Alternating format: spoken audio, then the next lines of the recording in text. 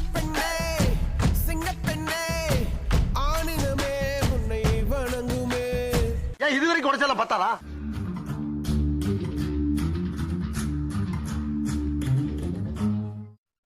ஒரு வழியா நம்ம பாட்காஸ்ட் ஆரம்பிச்சு பல விதவிதமான டாபிக் எல்லாம் தொட்டு கடைசியா வந்து நம்ம மெயினா நம்ம பேச வேண்டிய சில விஷயங்களுக்குள்ள வந்து நுழைஞ்சிட்டோம்.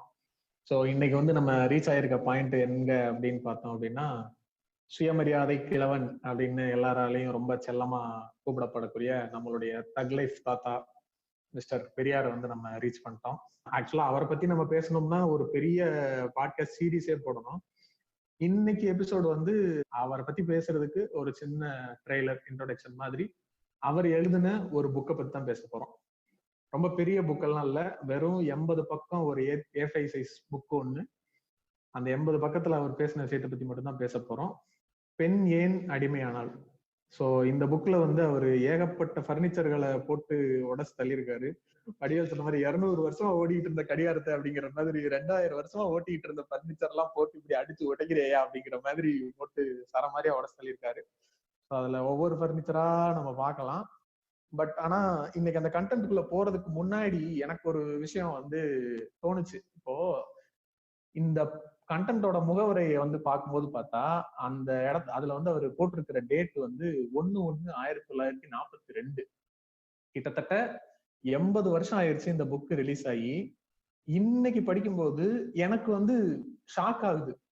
என்ன இப்படி, ஐயோ இப்படியா, ஐயோ அம்மம்மா அப்படிங்கிற மாதிரி எல்லாம் இருக்கு நம்மளுக்கு. இல்ல வினுஷ், இன்னைக்கெல்லாம் இல்ல, இன்னும் எத்தனை வருஷம் ஆனாலும் பெரியார் ரெலவெண்டா தான் இருப்பாரு. இது நம்ம சொசைட்டில வந்து ஏற்றத்தாழ்வு எப்பப்பெல்லாம் இருக்கோ அப்ப வரைக்கும் அவர் சொன்னதெல்லாம் எப்பவுமே ரெலவெண்டா தான் இருக்கும். அதுதான் இன்னைக்கு நம்ம இப்போ ஒரு ஃபார் எக்ஸாம்பிள் இப்ப நம்ம ஃப்ரெண்ட் சர்க்கிள்ல ஃபேமிலி சர்க்கிள்ல எல்லாம் இன்னைக்கு நிலைமைக்கே நம்ம எல்லாம் இந்த மாதிரி சில விஷயங்களை பேசுறதுக்கு ரொம்ப தயக்கமாவும் ஹெசிடேஷனாவும் இருக்கிறப்போ, இதெல்லாம் அவர் வந்து ஒரு 80 வருஷத்துக்கு முன்னாடி அந்த டைம்ல பேசியிருக்காருன்னா அப்ப சிச்சுவேஷன் எப்படி இருந்திருந்திருக்கும் அவருக்கு. அதான் இப்ப இவ்வளவு ப்ராக்ரஸிவ்னு நம்ம சொல்லிக்கிட்டு இருக்கோம். இப்ப நான்லாம் என்னையெல்லாம் கேட்டா நான் பயங்கர ப்ராக்ரஸிவ் நானே வந்து பீத்திக்குவேன். இருந்தாலும் இப்ப எக்ஸாம்பிள் சொன்னா தாலி கட்டுறதுன்னு ஒரு விஷயம் இருக்குல்ல, தாலி கட்டுறதுங்கிறது ஒரு சரியான ஒரு அருவருப்பான விஷயம். என்னைய கேட்டா அந்த மாதிரி ஒரு கேவலமான விஷயத்த என்னால நினைச்சே பார்க்க முடியல. நான்லாம் அதை பண்ணணும் அப்படிங்கறத நினைச்சே என்னால பார்க்க முடியல. ஆனா இப்போ ஒரு ஃபேமிலி கிட்ட இந்த விஷயத்த என்னால சொல்ல முடியாது. இப்ப நான் வந்து எனக்கு பொண்ணு பாக்குறாங்க, இல்ல எனக்கு கேர்ள் ஃப்ரெண்ட் இருக்கு, நான் வந்து கல்யாணம் பண்ணி வைக்கிறாங்க. ஆனா வந்து நான் தாலி கட்ட மாட்டேன், அது வந்து மனித விரோதமானது அப்படின்னு நான் சொன்னேன்னு வச்சுக்குவேன், என்னை ஒண்ணு பைத்தியம் அப்படிம்பாங்க, இல்ல நீ வந்து உனக்கு கல்யாணமே கிடையாது, நீ கிளம்பு அப்படின்றாங்க. புரியுதா? எனக்கு என்னதான் பரவாயில்ல, அதான் இல்ல அதெல்லாம் முடியாது, நீ பண்ணிதான் ஆகணும் அப்படிம்பாங்க. எப்படியும் அந்த ஏண்டா தான் வருவாங்க. இல்ல அது அது எனக்கு மனித விரோதமானது, அது எனக்கு அருவருப்பா இருக்குன்னு சொன்னா கூட நீ அதை பண்ணிதான் ஆகணும், ஏன்னா அதுதான் எனக்கு சம்பிரதாயம், அதனாலதான் எனக்கு மன சந்தோஷப்படும் அப்படிங்கிறாங்கல்ல. இத்தனை வருஷம் கழிச்சு இவ்வளவு ப்ராக்ரஸிவ், இவ்வளவு இண்டிபெண்டா இருக்க என்னால அதை சொல்ல முடியல அப்படின்னு 80 வருஷத்துக்கு முன்னாடி அவர் எவ்வளவு கஷ்டப்பட்டு இருப்பாரு அவருமே சொல்லியிருப்பாரு. அவரோட ஃபேமிலி வந்து ரொம்ப ஆர்த்தோடாக்ஸான ஃபேமிலி. அவங்க ஊர்லயே வந்து இந்த ஆர்த்தோடாக்ஸ் ஃபேமிலின்னு அவங்களாம் சொல்லுவாங்க அந்த மாதிரி. சோ அந்த மாதிரி ஃபேமிலில இருந்து சின்ன வயசுல இருந்தே அவர் வந்து இந்த மாதிரி ப்ராக்ரஸிவான கருத்துலாம் சொன்னா எவ்வளவு கஷ்டப்பட்டிருப்பாரு, எவ்வளவு வந்து அப்ரேஷன் ஃபேஸ் பண்ணிருப்பாருங்கிறதெல்லாம் நினைச்சு பார்த்தாலே பெரிய விஷயமா இருக்கு. அதையும் தாண்டி இன்னும் எத்தனை வருஷத்துக்கும் அவர் வந்து அவரோட ஐடியாலஜிஸ், அவரோட திங்கிங் எல்லாம் வந்து இருக்க போகுது அப்படிங்கறத நினைச்சா நிஜமாவே அதுக்கான ஒர்த் அவுட் இருக்கு. இல்ல ஆனா அதான் ஆக்சுவலி பார்த்தா அதெல்லாம் இன்னைக்கு தேதிக்கு ரெலவெண்டா இருந்திருக்க கூடாது. இந்த புக்கெல்லாம் அப்சல்யூட்னு இருந்திருக்கணும் இன்னைக்கு. ஆனா இன்னைக்கு படிச்சாலும் அது இன்னொரு 100 வருஷத்துக்கு தாங்கும்ன்ற மாதிரி தான் இருக்கு. இல்ல 100 வருஷத்துல அதுவே அப்சல்யூட் ஆயிரும் இருந்திருந்தா அவர் இந்த மாதிரி கஷ்டப்பட்டு பேசிக்கவே மாட்டாரு. இந்த புக்லயே கூட ஒரு இடத்துல ஒரு ரெஃபரன்ஸ், இந்த கல்யாணத்தை பத்தி பேசும்போது கூட ஒரு இடத்துல சொல்ற இந்த மாதிரி வந்து, இக்கொடுமைகள் இனியும் இப்படியே நிலை பெற்று வருமானால் சொற்ப காலத்திற்குள்ளாக, அதாவது ஒரு அரை நூற்றாண்டுக்குள்ளாக கல்யாண சடங்கும் சொந்தமும் உலகத்தில் அநேகமாய் மறைந்தே போகும் என்பதை உறுதியாய் சொல்லலாம்னு அவர் சொல்லி இப்ப 80 வருஷம் ஆச்சு. அப்ப இருந்ததுக்கு இப்போ ஒரு 1% கூட குறையவே இல்லைன்னு சொல்லலாம். என்ன அவரை எல்லாரும் ரொம்ப இப்ப வரைக்கும் ரொம்ப எதிர்க்கிறதுக்கு காரணமே, அவர் வந்து யாரையுமே வந்து ரொம்ப எப்படி சொல்றது, சாஃப்டா டீல் பண்ணணும், இல்ல கொஞ்சம் பக்குவமா சொல்லணும், அதெல்லாம் இல்ல. அடிச்சா அடிச்சு உடைக்கிறது தான் அவரோட வார்த்தைகள் எல்லாமே. இது இல்லடா, இவ்வளவுதான்டா, அது இல்லடா அப்படின்ற மாதிரி ரொம்ப டைரக்டா இருக்கிறது நிறைய பேரால அதை டக்குன்னு அக்செப்ட் பண்ணிக்கிற முடிய மாட்டேங்குது. அதான் இப்ப எலக்ட்ரல் பாலிடிக்ஸ் பண்றவங்க நிறைய காம்ப்ரமைஸ் பண்ண வேண்டியிருக்கும். அவங்க கொள்கைக்கு எதிராக இருந்தாலும் சில பேர் கூட ஒத்து போக வேண்டியிருக்கும். நம்ம தாத்தாக்கு தான் வந்து அந்த இதெல்லாம் கிடையாது இல்ல, தேவையே கிடையாது இல்ல, நீ என்ன வேணா பண்ணிக்க, தப்பு பண்றியா தப்பு, அவ்வளவுதான் அப்படிங்கிறது. ஆமா, நீங்க எதிர்க்கிறதுன்னு சொல்றப்ப எனக்கு தெரிஞ்சு நானே ஒரு வருஷம் முன்னாடி நினைக்கிறேன் இந்த பெண்ணியன் அடிமையான புக் வந்து உங்களுக்கு சஜஸ்ட் பண்ணேன். கரெக்டா? ஆமா, உங்களுக்கு சஜஸ்ட் பண்ணேன். எனக்கு தெரிஞ்சு ஒரு 15-20 பேருக்கு அனுப்புனேன். ஒரு 80 பேஜஸ் தான் இந்த புக், தயவு செஞ்சு படிங்க அப்படின்னு சொல்லிக்கிட்டு இருந்தேன். பெரியார்னு ரொம்ப புகழ்வாங்க, இல்லைன்னா ரொம்ப வெறித்தனமா எதிர்ப்பாங்க. பெரியார் யாருங்கிறது நிஜமாவே தெரிஞ்சுக்கிறதுக்கு ரொம்ப ஈஸியான வே என்னன்னா, இந்த பெண் ஏன் அடிமையான புக்க மத்தவங்க எல்லாம் சொல்லி கேட்காம நீங்களே படிங்க. அந்த 80 பேஜஸ் படிச்சீங்க அப்படின்னா அவர் சொல்றது என்னென்ன விஷயம், அவர் ஏன் அதெல்லாம் சொல்றாரு, அந்த மாதிரி ஒரு பெர்ஸ்பெக்டிவ்ல நீங்க இத்தனை நாளா யோசிக்கவே இல்லைங்க, நீங்க பாப்பீங்க. இப்ப இப்ப correct. நிறைய பேர் இந்த புக்கை பத்தி பேசுறதுக்கு காரணம் என்ன அப்படின்னா நம்ம அண்ணன் பாண்டே. ஆமா, நிஜமாவே எனக்கு ரொம்ப சந்தோஷமா இருந்துச்சு. ஓரளவு ரொம்ப கம்மியான ஆளுங்க படிச்சிருப்பாங்க, இன்னும் கொஞ்சம் நல்லா ரீச் ஆகணுமே அப்படின்னு நினைச்சுக்கிட்டே இருப்பேன். நான் வேணா சொன்னா யாருங்க படிக்கிறீங்க, 15 பேர் 20 பேர் கூட படிக்க மாட்டீங்க. எங்க அண்ணன் ரங்கராஜ் பட்டேல் சொன்னா பாத்தீங்களா, சரியான மார்க்கெட்டிங் பண்ணி விட்டுருக்காரு. இதனாலேயே எக்கச்சக்கமா பேர் இந்த புக் வாங்கியிருக்காங்க. இல்ல சீரியஸாவே இந்த புக்குன்னு மட்டும் இல்ல, பெரியாரு, அம்பேத்கர் இவங்க எல்லாம் இப்ப ஒரு ட்ரெண்டுக்கு வர்றதுக்கு முக்கியமான காரணமே பிஜேபி தான். அருள்மொழி மேடம் சொல்ற மாதிரிதான், பெரியார் புகழ நாங்கெல்லாம் பாடவே தேவையில்லை, நீங்களே சொல்லுவீங்க போதும் அப்படின்னு. சரி, நம்ம அப்படியே கண்டென்ட்டுக்குள்ள போவோம் ஒவ்வொன்னா. ஃபர்னிச்சர்ல இருந்து ஆரம்பிப்போமா? எந்ததுல இருந்து ஆரம்பிக்கலாம், நீங்களே சொல்லுங்க. ஒரு ஆர்டராவே போவோமே. அவர் வந்து ஃபர்ஸ்ட் வச்ச கை வந்து கற்புங்கிற பர்னிச்சர். இந்த கற்புன்ற வார்த்தை வந்து எவ்வளவு ஒரு மோசமான பயன்பாட்டுல இருக்கு, அதனுடைய அர்த்தமும் அதனுடைய பழக்கமும் எவ்வளவு பேடா இருக்குன்றத அவர் இந்த இதுல சொல்றாரு இல்லையா? அதாவது அவர் என்ன சொல்றாரு அப்படின்னா, கற்புங்கிற விஷயம் வந்து ஒரு கட்டமைக்கப்பட்ட ஒண்ணு, அப்படி ஒரு விஷயம் கிடையவே கிடையாது. அப்படி ஒரு உண்மையா இருந்திருந்தா ஆணுக்கும் இருந்துக்கணும், பொண்ணுக்கும் இருந்துக்கணும். வெறும் பொண்ணுக்கு மட்டும் வைக்கிறீங்க அப்படிங்கிறது என்ன எதை குறிக்குது அப்படின்னா, வலியவர் வந்து எளியவரை வந்து அடிமைப்படுத்துறதுக்கு ஒரு எப்பவுமே வைப்பாங்கல்ல, அந்த மாதிரி இல்லாதவனை கட்டமைச்சு பெண்களை அடிமைப்படுத்துறதுக்காக நீங்க வைக்கிறீங்க அப்படின்னு சிம்பிளா சொல்றாரு. இதை விட புரியுற மாதிரி சொல்ல முடியாது யாராலையும். இல்ல, நம்ம ஃபர்ஸ்ட் வந்து கற்பு நம்மளுடைய பயன்பாட்டுல என்னவா இருக்குன்றதுக்கான விளக்கத்தை ஃபர்ஸ்ட் சொல்லிருவோம். இவங்க சொன்ன சொசைட்டி படி கற்போட டெபினிஷன் என்ன, அதை முதல்ல சொல்லுங்க. கற்புன்னு என்ன இங்கிலீஷ்ல சொன்னா விர்ஜினிட்டி அப்படின்னு சொல்லுவாங்க, இல்லைன்னா சாஸ்டிட்டி அப்படின்னு சொல்லுவாங்க. அன்அடல்டடா இருக்குது, அதாவது கலங்கப்படாதது அப்படின்னு வச்சுக்கலாம். ஓகே, கலங்கப்படாததுன்றது இப்போ விர்ஜினிட்டின்னு எடுத்துக்கிட்டோம் அப்படின்னா, முதல் தடவை அந்த ஒரு உடலுறவு வைக்கிறது வரைக்கும் அந்த விர்ஜினிட்டி அப்படின்னு சொல்லலாம். ஆனா கற்புங்கிற விஷயம் வந்து அது உடலுறவு சம்பந்தப்பட்டது, அதாவது முதல் தடவை உடலுறவு மட்டும் சம்பந்தப்பட்டதா இல்லையில. இப்போ நான் வந்து ஒரு பையனை லவ் பண்றேனோ, அந்த ஒரு பையனை லவ் பண்றேன் கல்யாணம் பண்றதெல்லாம் கூட ரெண்டாவது. என் லைஃப்லயே நான் ஒரே ஒரு ஆணை நினைச்சு அந்த ஒரே ஒரு ஆண் கூட மட்டும்தான் வந்து நான் உறவு வச்சுக்கணும். அதை தாண்டி நான் இன்னொருத்தனை மனசாலேயே நினைச்சிட்டேன் அப்படின்னாலே என்னுடைய கற்புக்கு கலங்கம் வந்துருச்சு அப்படிங்கிறது தானே பயன்பாடா இருக்கு. அதான் ஃபர்ஸ்ட் டைம்ங்கிறத தாண்டி ஒருத்தன் தான் அப்படிங்கிறது தான் வந்து இதோட இது. இல்ல ஈவன் இந்த கதாநாயகிகள் குறிக்கிற வார்த்தைகளா இருக்குல்ல தமிழ் இலக்கியங்கள்லாம் பாத்தீங்கன்னா, தலைவன் தலைவி, நாயகன் நாயகி, அந்த மாதிரிலாம் இருக்கும்.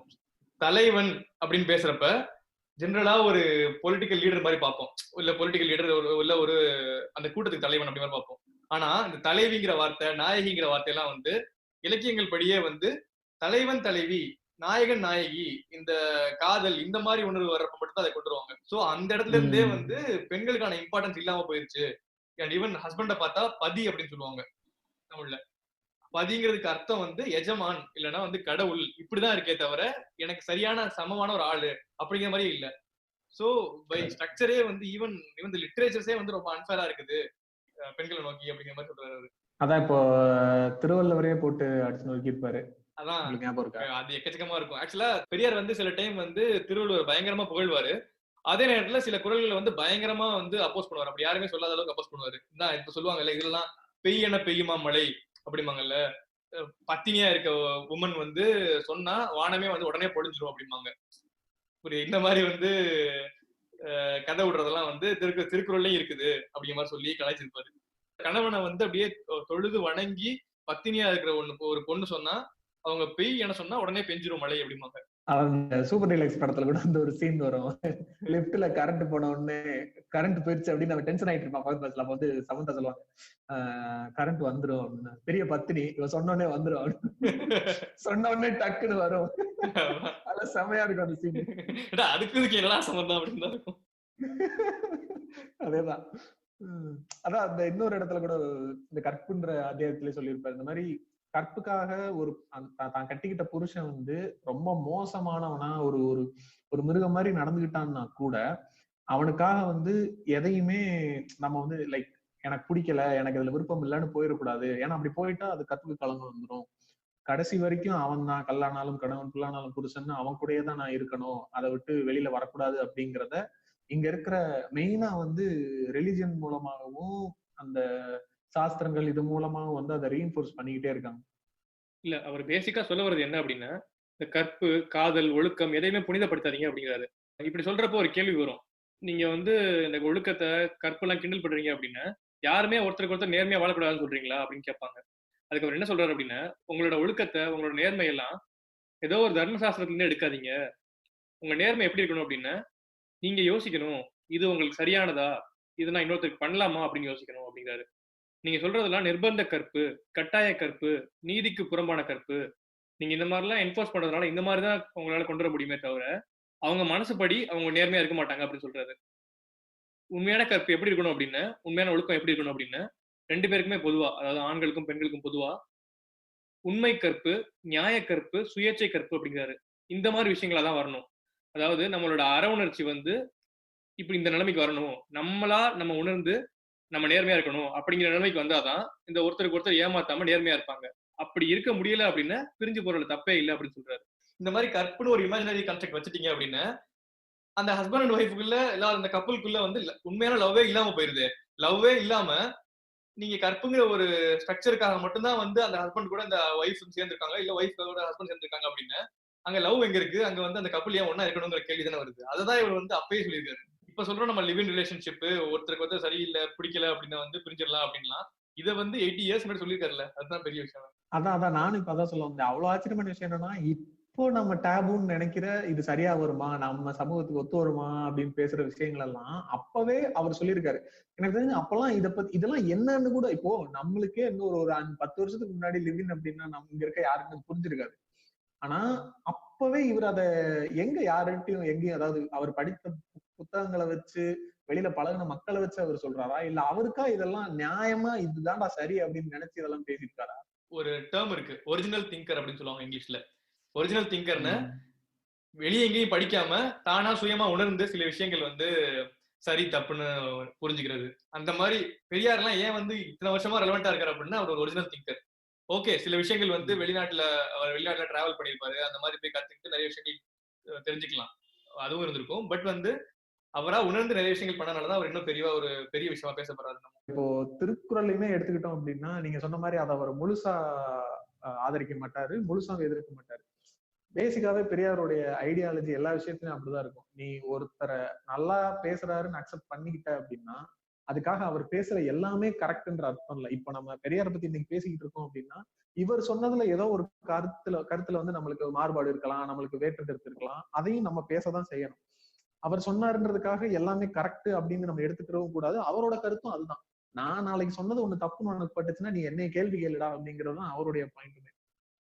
அந்த வகையில தான் இவ்வளவு சொல்றீங்க. நான் பேசுறது 20 வருஷம் கழிச்சு ரெலவெண்டா இருக்காது, அப்ப தூக்கி போட்டுன்னு அவரே சொன்னாரு. 20 வருஷம் கழிச்சு. 20 வருஷமா எங்க 2000 வருஷம் நானும் ரெலவெண்டா தான் இருக்கும். 10,000 பெரியார் சொன்னாலும் அவங்களை திருத்த முடியாதுடா. அதான் ஆக்சுவலா அந்த திருக்குறள் பத்தி ஔவையார் பத்தி எல்லாம் பேசும்போது ஔவையார் சொன்ன அந்த முதுமொழிகள்ல அப்புறம் திருக்குறள்ல வந்திருக்க சில விஷயங்கள் எல்லாம் வந்து இது ரொம்ப மோசமான ஒரு எக்ஸாம்பிள் அப்படின்னு சொல்லியிருப்பாங்க. ஔவையார் சொன்ன இதுல எல்லாம் வந்து பார்த்தோம் அப்படின்னா தையல் சொற்கேளில் அப்படின்னு, அப்புறம் வந்து பேதமை என்பது மாதர்க்கு அணிகலம் அப்படின்லாம் வந்து ஔவையார் சொல்லியிருக்கிறதா வந்து இருக்கு. அதாவது தையல் சொற்கேடல் அப்படின்னா ஒரு பொண்ணு சொல்றத வந்து நம்ம கேட்டு நடக்கணும்ன்ற அவசியம் இல்லை, கேட்காத அப்படிங்கிற மாதிரி, அவளுடைய ஐடியாவை எடுத்துக்காதுன்ற மாதிரியும், பேதமை என்பது மாதர்க்கு அணிகலம் அப்படின்னா பேதமைன்னா என்ன, இன்னசென்ஸ் அல்லது இக்னோரன்ஸ், அறியாமை, மடத்தனம் அப்படின்ற மாதிரி இருக்கிறது வந்து மாதர்க்கு அணிகலம் அப்படின்ற மாதிரி சொல்லியிருக்காங்க. பெண்களுக்கு அது ஒரு ஆர்னமெண்ட், அது ஒரு அலங்காரம்ன்ற மாதிரி.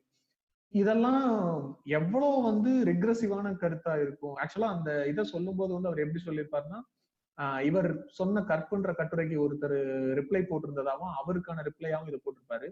சோ அந்த இதை சொல்லும் போதுதான் இதை சொல்லுவாரு. ஔவைங்கிறவங்க ஒரு பெண் தான், அவங்களே வந்து இந்த மாதிரி எல்லாம் எழுதியிருக்காங்க அப்படிங்கிற மாதிரி சொல்லும் போது பெரியார் வந்து சொல்லுவாருன்னா ஒரு பெண்ணா இருந்து இந்த மாதிரி அவங்க எழுதியிருக்கிற வாய்ப்பே இல்லை அப்படிங்கிற மாதிரி எல்லாம் சொல்லியிருப்பாரு. அதுக்கு பல கதைகள்லாம் இருக்கு அப்படின்ற மாதிரி சொல்லியிருப்பாரு. அதெல்லாம் ஐ திங்க் புக் படிக்கும் போது புக்கை படிச்சு நம்ம தெரிஞ்சுக்கிற வேண்டியதான். இல்ல அதை தாண்டி அவங்க பெண்ணாவே இருந்திருந்தாலும் அவங்க படிச்சிருக்காங்கிறது எக்ஸெப்ஷன். அந்த காலத்துல அவ்வளவு பெண்கள் படிக்கல, 1-2 பேர் படிச்சிருக்காங்க, அதுல ஒண்ணு இந்த மாதிரி அவேர்னு வச்சுக்கலாம். அதை தாண்டி அவங்களும் ஏன் இது மாதிரியே கருத்துக்களை சொல்றாங்க அப்படின்னு அந்த பேட்ரியார்கல் சிஸ்டம் தான் அப்பயுமே இருந்திருக்குது. ஒரு பொண்ணா இருந்துகிட்டு அவங்களே வந்து தையல் சொல் கேளேல், பேதமை என்பது மாதர்கணிக்கலாம் சொல்றாங்க அப்படின்னு அந்த சிஸ்டம்ல தான் ஊறி போயிருக்காங்க. அதை வந்து உடைக்கிறது, அதை வந்து ஆப்போஸ் பண்ணி பேசுறதுக்கு தான் பெரியார்.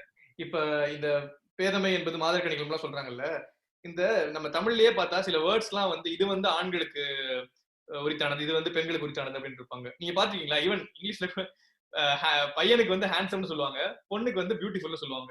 இப்ப நீங்க பாத்தீங்கன்னா ஆண்களை குறிக்கிற வார்த்தைகள் எல்லாம் பாத்தீங்கன்னா வீரம், கோபம், ஆளும் திறன், வன்மை இப்படிலாம் சொல்லுவாங்க அப்படின்னு சொல்றாரு. பெண்கள் அதே நேரத்துல பார்த்தா அன்பு, மேன்மை, சாந்தம், இந்த பேணும் திறன், இந்த மாதிரிலாம் விஷயங்கள்லாம் பெண்களை குறிக்குது. நிஜமாவே பெண் உரிமைன்னு என்ன, பெண் முன்னேற்றம்னு என்ன அப்படின்னா வீரம், இந்த மாதிரி வலிமை, இந்த ஆட்சி சம்பந்தமான விஷயங்கள் எல்லாமே வந்து ஆணையை பெண்ணை சமமா குறிக்கணும். அதுதான் வந்து பெண் உரிமை, பெண் முன்னேற்றம் அப்படிங்கிறது. ஆமா ஆமா. பிள்ளை பெறுவது அப்படிங்கிற ஒரு விஷயமும் உடல் அளவுல இருக்கிற சேஞ்சஸையும் தவிர மற்ற எந்த விஷயங்கள்லயுமே ஆண்களுக்கும் பெண்களுக்கும் எந்த ஒரு வித்தியாசமும் கிடையாது நேச்சர்ல. அதை எப்படி சொல்றீங்க? நம்மளும் இருக்கணும். தாயான பின்புதான் நீ பெண்மணின்னு ஏஆர் ரஹ்மான் சொல்லியிருக்காரு.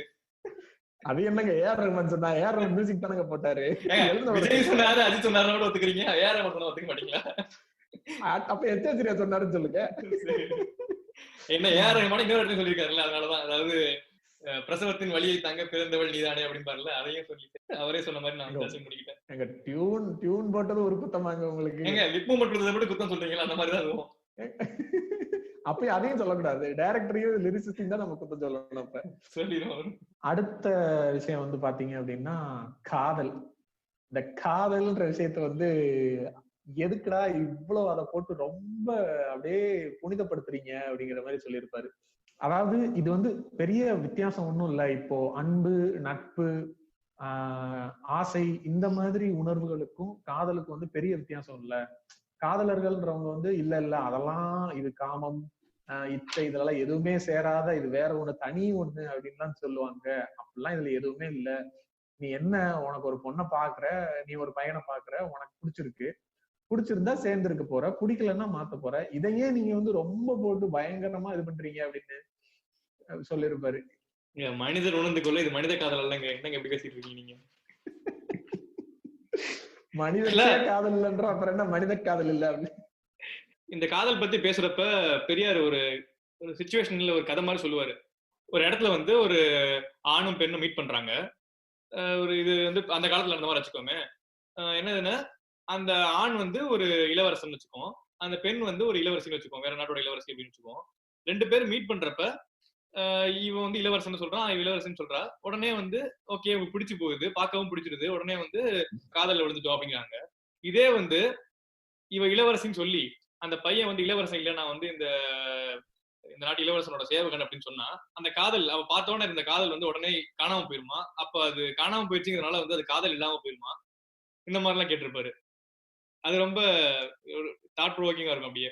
அதான் இது வந்து எப்ப சொல்ல வருவாரு அப்படின்னா, இந்த ஒரு செடியில ஒரு பூ பூத்து உதிர்ந்துட்டா திரும்ப அடுத்த பூ பூக்கவே பூக்காதுன்னு ஒரு இது இருக்குல்ல, அந்த இதை பத்தி பேசும்போதுதான் சொல்லியிருப்பாரு. லைக் வந்து காதல் அப்படிங்கிறது ஒரு தடவை ஒருத்தர் மேல வந்துருச்சு அப்படின்னா இன்னொருத்தர் மேல வர்றதுக்கு வாய்ப்பே இல்லை. உண்மையான காதலா இருந்தா அதுக்கப்புறம் வேற யாரையும் பார்க்கவே தோணாது, நினைச்சு பார்க்கவே தோணாது அப்படிங்கிற மாதிரி சொல்லும்போது அவரு அதான் எதையுமே வந்து ரொம்ப மொட்டையா ஒண்ணுமே இல்லாம ஜஸ்ட் ஒப்பீனியன்ஸ் மூலமா கேட்காம லைக் நம்ம யோசிக்கிற மாதிரி இப்படி ஒரு சிச்சுவேஷன் சொல்றேன் நானு, நீ அது சரியா இல்லையான்னு மட்டும் எனக்கு சொல்லு அப்படிங்கிற மாதிரி தான் இந்த சிச்சுவேஷன் இருக்கும்.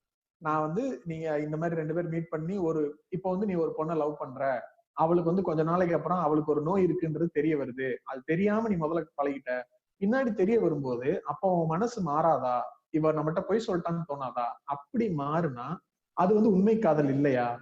இல்ல நீ சொல்ற காதல் ஒரு தடவை தான் வருது, இன்னொரு தடவை வராதுன்னா அப்ப அவளை விட்டு உனக்கு அவன் மேல இருக்கிற காதல் வந்து மாறாம அப்படியே இருக்குமா அப்படிங்கிற மாதிரி 2-3 சிச்சுவேஷன் சொல்றாரு. ஆனா அதெல்லாம் யோசிச்சு பார்த்தா ஆமா, அது எப்படி ஒருத்தர் வந்து என்ன நடந்தாலும் அந்த மைண்டே மாறாது, எனக்கு கோவமே வராது, அந்த பார்த்தவுடன் காதல் வந்துருச்சு அப்படின்னா அதுக்கப்புறம் எவ்வளவு பெரிய பிரச்சனை வந்தாலும் அவன் ரொம்ப கெட்டவன் மோசமானவன் தெரிஞ்சா கூட ஏன் நம்ம மைண்ட்ல அது மாறவே மாறாதா? மாறவே மாறாதுன்றது விஷயமா இல்ல மாறக்கூடாதுன்றது இவங்களுக்கு விஷயமா? அதான் அவர் ஒரு கேள்வி கேட்பாரு, எப்படி லவ் எப்படி ஹேப்பன் ஆகுது, காதல்னா எப்படி உருவாகுது அப்படின்னு கேட்கறாரு. நம்ம ஒருத்தவங்களை பாக்குறது மூலமா, இல்ல ஒருத்தவங்க அவங்க பேசுறதை கேட்கறது மூலமா, இல்ல அவங்கள பத்தி இன்னொருத்தர் பேசுறது இல்ல கேட்கறது, அவங்க சொல்றதை பத்தி கேட்கறது மூலமா இப்படிதான் வந்து நம்ம தெரிஞ்சுக்கிறோம். சோ ஏதாவது ஒரு விஷயம், அவங்களோட அழகு இல்லைன்னா அறிவு, அவங்களோட வெல்த் இல்லைன்னா வந்து அவங்களோட ஃபேமிலி ஸ்டேட்டஸ், அவங்களோட ஸ்கில்ஸ், இந்த மாதிரி ஏதாவது பார்த்துதான் வந்து ஒரு லவ் வரும். எதுவுமே இல்லாம, காரணமே இல்லாம லவ் வர்றதுக்கு வாய்ப்பே கிடையாது. சோ ஒரு லவ் எப்படின்னா, இந்த காரணத்தினால ஒருத்தர் எனக்கு பிடிக்குது, இதனால எனக்கு ஒரு சாட்டிஸ்பாக்சன் கிடைக்குது, இந்த செல்ஃப் சாட்டிஸ்பாக்சனால தான் எனக்கு இந்த லவ் வருது. ஓகேவா? சோ இந்த செல்ஃப் சாட்டிஸ்பாக்சன் எப்ப இல்லாம போகுதோ அந்த இடத்துல லவ் இல்லாம போயிடுதுங்கிறாரு. ஆமா. ஆக்சுவலா நான் ஒரு ஒரு 3 வருஷம் இருக்கும்னு நினைக்கிறேன். அப்போ வந்து ஒரு FB வீடியோ பார்த்திருந்தேன். அத வச்சு ஆக்சுவலா எங்க ஆபீஸ்ல ஒரு விஷயம் போச்சு. அத வச்சு எனக்கு இப்ப அது நல்லா ஞாபகம் இருக்கு. என்னன்னா, லவ் அப்படிங்கிறது நீங்க சாப்பிடுற ஏதோ ஒரு ஃபுட்ட வந்து ஐ லவ் திஸ் ஃபுட் அப்படின்னு சொல்றீங்க அப்படின்னா, அது தட் டசன்ட் மீன் அந்த ஃபுட் வந்து உங்களுக்கு அவ்வளவு பெரிய அந்த ஃபுட் மேல உங்களுக்கு அன்பு இருக்கு அப்படிங்கிறது இல்ல. அந்த ஃபுட்டை சாப்பிடும்போது உங்களுக்கு ஏற்படக்கூடிய ஒரு ஒரு நிறைவு, ஒரு சந்தோஷம், உங்களுக்குள்ள ஏற்படுற ஒரு விஷயம், ஒரு ஃபீலிங் தான் அந்த ஃபுட்டை வந்து உங்களை லவ் பண்ண வைக்குது. Which means you don't love the food, you love your self. என்ன எது சந்தோஷப்படுத்துதோ, எனக்கான தேவை எது பூர்த்தி பண்ணுதோ அதை நான் லவ் பண்றேன் அப்படிங்கறது தான் நம்ம சொல்லுவோம். இப்ப யோசிச்சு பார்த்தோம்னா எல்லாமே மோஸ்ட்லி அப்படிதான் இருக்கும். இப்போ ஒரு பெண்ணை எனக்கு பிடிக்குதுன்னா ஏன் பிடிக்குது? ஏதோ ஒரு காரணத்தினால அந்த பெண் பார்க்கவோ, அவ கூட பழகவோ, இல்ல அவளுடைய ஐடியாலஜியோ கருத்துக்களோ ஏதோ ஒரு விஷயம் என்னோட ஒத்து போகுது, எனக்கு அது ஒரு ஒரு சந்தோஷத்தை, ஒரு நெருக்கத்தை, ஒரு நிறைவை கொடுக்குதுன்றப்போ எனக்கு எனக்குள்ள ஏற்படக்கூடிய ஒரு ஃபீலிங்கினுடைய ரிஃப்ளெக்ஷனா தான் நான் அவளை லவ் பண்றேன்னு சொல்றேன். பேசிக்கா வந்து உங்களுக்கு வந்து ஒரு ஹார்மோன் சுரக்கும். ஏதாவது உங்களுக்கு பிடிச்ச விஷயம் பார்த்தா உங்களுக்கு ஹார்மோன் சுரக்கும். அதுல ஒரு டைப் தான் வந்து இந்த ஒரு செல்ஃப் சாட்டிஸ்பாக்சன், லவ்ங்கிற ஒரு செல்ஃப் சாட்டிஸ்பாக்சன். எக்ஸாக்ட்லி. டோபமைன் சொல்லுவாங்கன்னு நினைக்கிறேன். அதானே? அப்படிதான் நினைக்கிறேன். நமக்கு தெரியாம அது 2-3 சொல்லுவாங்க. சரி, ஏதோ ஒண்ணு. அப்புறம் காதல்ல முடிச்சுட்டு அவர் நேரா தவறுது வந்து கல்யாணத்துக்கு. நீ கல்யாணம் பண்ணாம இருந்தாலே பாதி விஷயம் நிம்மதியா இருப்பீங்க அப்படின்னு சொல்றாரு. சிம்பிளா சொல்றாரு. இதுக்கு தேவையில்லாத விஷயமாச்சே கல்யாணம், இதுல என்ன தெய்வீகம் எல்லாம் இருக்குது, தெய்வீகமான கல்யாணம் சொல்றீங்க, தெய்வீகமான காதல் எல்லாம் சொல்றீங்க, எப்படி வந்து அப்புறம் வந்து ஒர்க் ஆகாம போகுது? கல்யாணம் பண்றப்ப எல்லாருமே தெய்வீகமான கல்யாணம், ரொம்ப வந்து புனிதமானது அப்படிதான் சொல்றீங்க, அப்படி அப்புறம் எப்படி இத்தனை கல்யாணம் வந்து ஒர்க் ஆகாம போகுது அப்படின்னு கேக்குறாரு. இல்ல, அவர் இந்த கல்யாணத்தை வந்து எதனால அது தப்பானது, இந்த சிஸ்டமே தப்பானதுன்னு அவர் ஏன் சொல்றாரு அப்படின்னா, இப்போ வந்து நம்ம ஏற்கனவே சொன்ன அந்த கற்பு விஷயத்திற்கும் இதுக்கும் சில சிமிலாரிட்டி இருக்கும். லைக் இப்போ நீ வந்து ஒரு ஒரு தடவை கல்யாணம் பண்ணிட்ட, அது வந்து ஒரு ஒரு ஒரு அக்ரிமெண்ட், ஒரு லீகல் கமிட்மெண்ட் அப்படின்னு வச்சுக்கலாம். சோ அதுக்குள்ள போனதுக்கு அப்புறம் ஒரு மனுஷனுக்கு தன்னோட ஆசையும் மனசும் ஒரு இடத்துல இருந்து இன்னொரு இடத்துக்கு மாறவே மாறாது அப்படிங்கிறது நேச்சுரலி அது இம்பாசிபிள். கண்டிப்பா நடக்கலாம், எத்தனை பேருக்கு வேணா, அது எவ்வளவு தடவை வேணா நடக்கலாம். சோ அப்படி நடக்கும்போது நிஜமாவே ஒரு கல்யாணம் பண்ணிட்டோம், ஒரு 10 வருஷம் 15 வருஷத்துக்கு அப்புறம் இது செட் ஆகல, நம்மளுக்கு வந்து இது ஒத்து போகலன்ற ஒரு மைண்ட் வரும். அப்படி வரும்போது வேற வழியே இல்லாம அந்த கட்டுக்குள்ள இருக்க வேண்டிய கட்டாயத்துக்கு ஆண்களும் சரி பெண்களும் சரி, மெஜாரிட்டி ஆஃப் த டைம் பெண்கள் தள்ளப்படுறாங்க. இதை விட்டு அவங்களால வெளியே வரவே முடிய மாட்டேங்குது. இதுக்காக மெயினான விஷயங்கள், ஒண்ணு கற்பு, இன்னொன்னு இந்த கல்யாணம்ன்ற விஷயம். இதை விட்டு நீ வெளியே போயிட்ட அப்படின்னா இது நீ வந்து ரொம்ப மோசமானவ, உனக்கு நீ உன்னுடைய நடத்தை சரியில்லை, இந்த மாதிரி எல்லாம் பேசி அவளுக்கான எல்லா பிரச்சனையும் வரும்ன்றதுனால வேற வழியே இல்லாம அந்த இடத்துலயே அவ மெயின்டைன் பண்ண வேண்டியதா இருக்கு. பெரியாரை பொறுத்த வரைக்கும் அவருடைய எல்லா கான்செப்ட்லயும் எல்லா கருத்துலையும் பேசிக் அண்டர்லைன் வந்து ஒண்ணுதான். எந்த ஒரு இடத்துலயும் எந்த ஒரு விஷயமும் தனி மனித சுதந்திரத்தை விட வேற எதுவுமே பெருசு இல்ல அப்படின்னு சொல்லுவாரு. அதுதான் அவருடைய பேசிக் லைன். ஆமா, பேசிக்கா அவர் வந்து காதல்லையோ கல்யாணத்திலயோ வந்து எதுவுமே வந்து தெய்வீகமான விஷயமோ ரொம்ப புனிதமான விஷயமோ இல்ல, சாக்ரெட்னஸே இல்ல அப்படிங்கிறாரு. இது இந்த மேரேஜ் லவ் எல்லாம் வெறும் பை லாவாலையும் இந்த சோசியல் கன்ஸ்ட்ரக்டாலையும் தான் வந்து செஞ்சு வச்சிருக்காங்க. சோ ஏதோ செஞ்சு கல்யாணம் செஞ்சுட்டோமே, எப்படி இருந்தாலும் வந்து சகிச்சுட்டு தான் இருக்கணும் அப்படின்னு சாட்டிஸ்பாக்சன் இல்லாம, லவ் இல்லாம இப்படி இருக்கிறது வந்து அறிவின்மை அப்படிதான் சொல்லுவாரு அவரு. அறிவில்லாதத்தனம், சுயமரியாதை இல்லாம வாழ்றது அப்படின்லாம் சொல்றாரு அவரு. இந்த வார்த்தை ஆக்சுவலா ஆமா, சுயமரியாதை. அதுதான் ரொம்ப ரொம்ப எல்லா விஷயத்திலையும் மெயினான விஷயம், சுயமரியாதை, செல்ஃப் ரெஸ்பெக்ட். எனக்குன்னு ஒரு ரெஸ்பெக்ட் இருக்கு, எனக்குன்னு ரைட்ஸ் இருக்கு, எனக்கான ஆசைகள், எனக்கான தேவைகள் இருக்கு. அதை விட இந்த உலகத்துல வேற எதுவுமே பெருசு இல்லை, எதையுமே நான் அக்செப்ட் பண்ணிக்கணும்ன்றது இல்ல அப்படிங்கிறது. இல்ல, அதனாலதான் அவர் என்ன சொல்லுவாரு அப்படின்னா, டைவர்சஸ் வந்து ரொம்ப நார்மலைஸ் பண்ணணும். என்னதான் கஷ்டப்பட்டாலும், என்னதான் என் புருஷன் வந்து என்னை அடிச்சாலும், என்னதான் என்னோட வைஃப் வந்து என்னை அபியூஸ் பண்ணாலும், நாங்க வந்து ஒரு அக்ரிமெண்ட்ல இருக்கோம், நாங்க கல்யாணம் பண்ணிட்டோம் அப்படிங்கிறதுக்காக அந்த கொடுமையெல்லாம் அனுபவிக்கிட்டே இருக்கணுங்கிறது இருக்குல்ல. இந்த ப்ராப்ளம் வந்து சால்வ் பண்றதுக்கு தான் டைவர்ஸஸ் நார்மலைஸ் பண்ணுங்க அப்படிங்கிறாரு. டைவர்ஸ் பண்றது ஒன்றும் தப்பு கிடையாது. எனக்கு ஒருத்தரை பிடிச்சிருக்கு, நான் அவங்க கூட சேர்ந்திருக்கேன். ஒரு டைம்ல எனக்கு பிடிக்காம போகுது அப்படிங்கிறதுக்காக நாம தான் அப்படி சேர்ந்துட்டோமே, இப்ப பிரியவே கூடாது அப்படின்னு சொல்றது வந்து ஒரு முட்டாள்தனம் அப்படின்னு சொல்றாரு சிம்பிளா. எங்கெல்லாம் ரியல் லவ் இல்லையோ அதை கஷ்டப்படுத்தி நம்ம கட்டாயப்படுத்தி வச்சுக்க தேவையில்ல அப்படிங்கிறாரு. ஆனா எனக்கு வந்து ஒரு விஷயம் வந்து இதுல ஒரு அது சந்தேகம்னு சொல்லலாம், இல்ல மாறுபட்ட கருத்து. அது சந்தேகத்தின் பேர்ல அந்த மாறுபட்ட கருத்து வந்துச்சு. என்னன்னா, இவர் வந்து மறுமணத்தை பத்தி பேசியிருக்காருல்ல. அதாவது அவர் பேசின மெஜாரிட்டி ஆஃப் இதுல வந்து ஒரு மேனை மையப்படுத்தியே பேசியிருக்காரு. பேசிட்டு லாஸ்டா வந்து மேனுக்கு என்னெல்லாம் நான் சொன்னேனோ அது எல்லாமே விமனுக்கு பொருந்தும் அப்படின்னு சொல்லிட்டாரு. சோ அந்த இடத்துல அவர் ரெண்டையும் ஈக்குவலா முடிச்சிட்டாரு. பட் ஸ்டில் எனக்கு என்ன அப்படின்னா, அவர் வந்து மறுமணம் ஒரு பெண் மனைவி இருக்கும் போதே, மனைவி இறந்தால் ஒழிய அதை தவிர மனைவி இருக்கும் போதே ஒரு ஆண் வந்து இன்னொரு பெண்ணை கல்யாணம் பண்றதுல என்ன தவறு அப்படிங்கிற மாதிரி சொல்லியிருக்காரு இல்லையா? கரெக்ட் தானே நான் சொல்றது? ஆமா, கரெக்ட் தான்.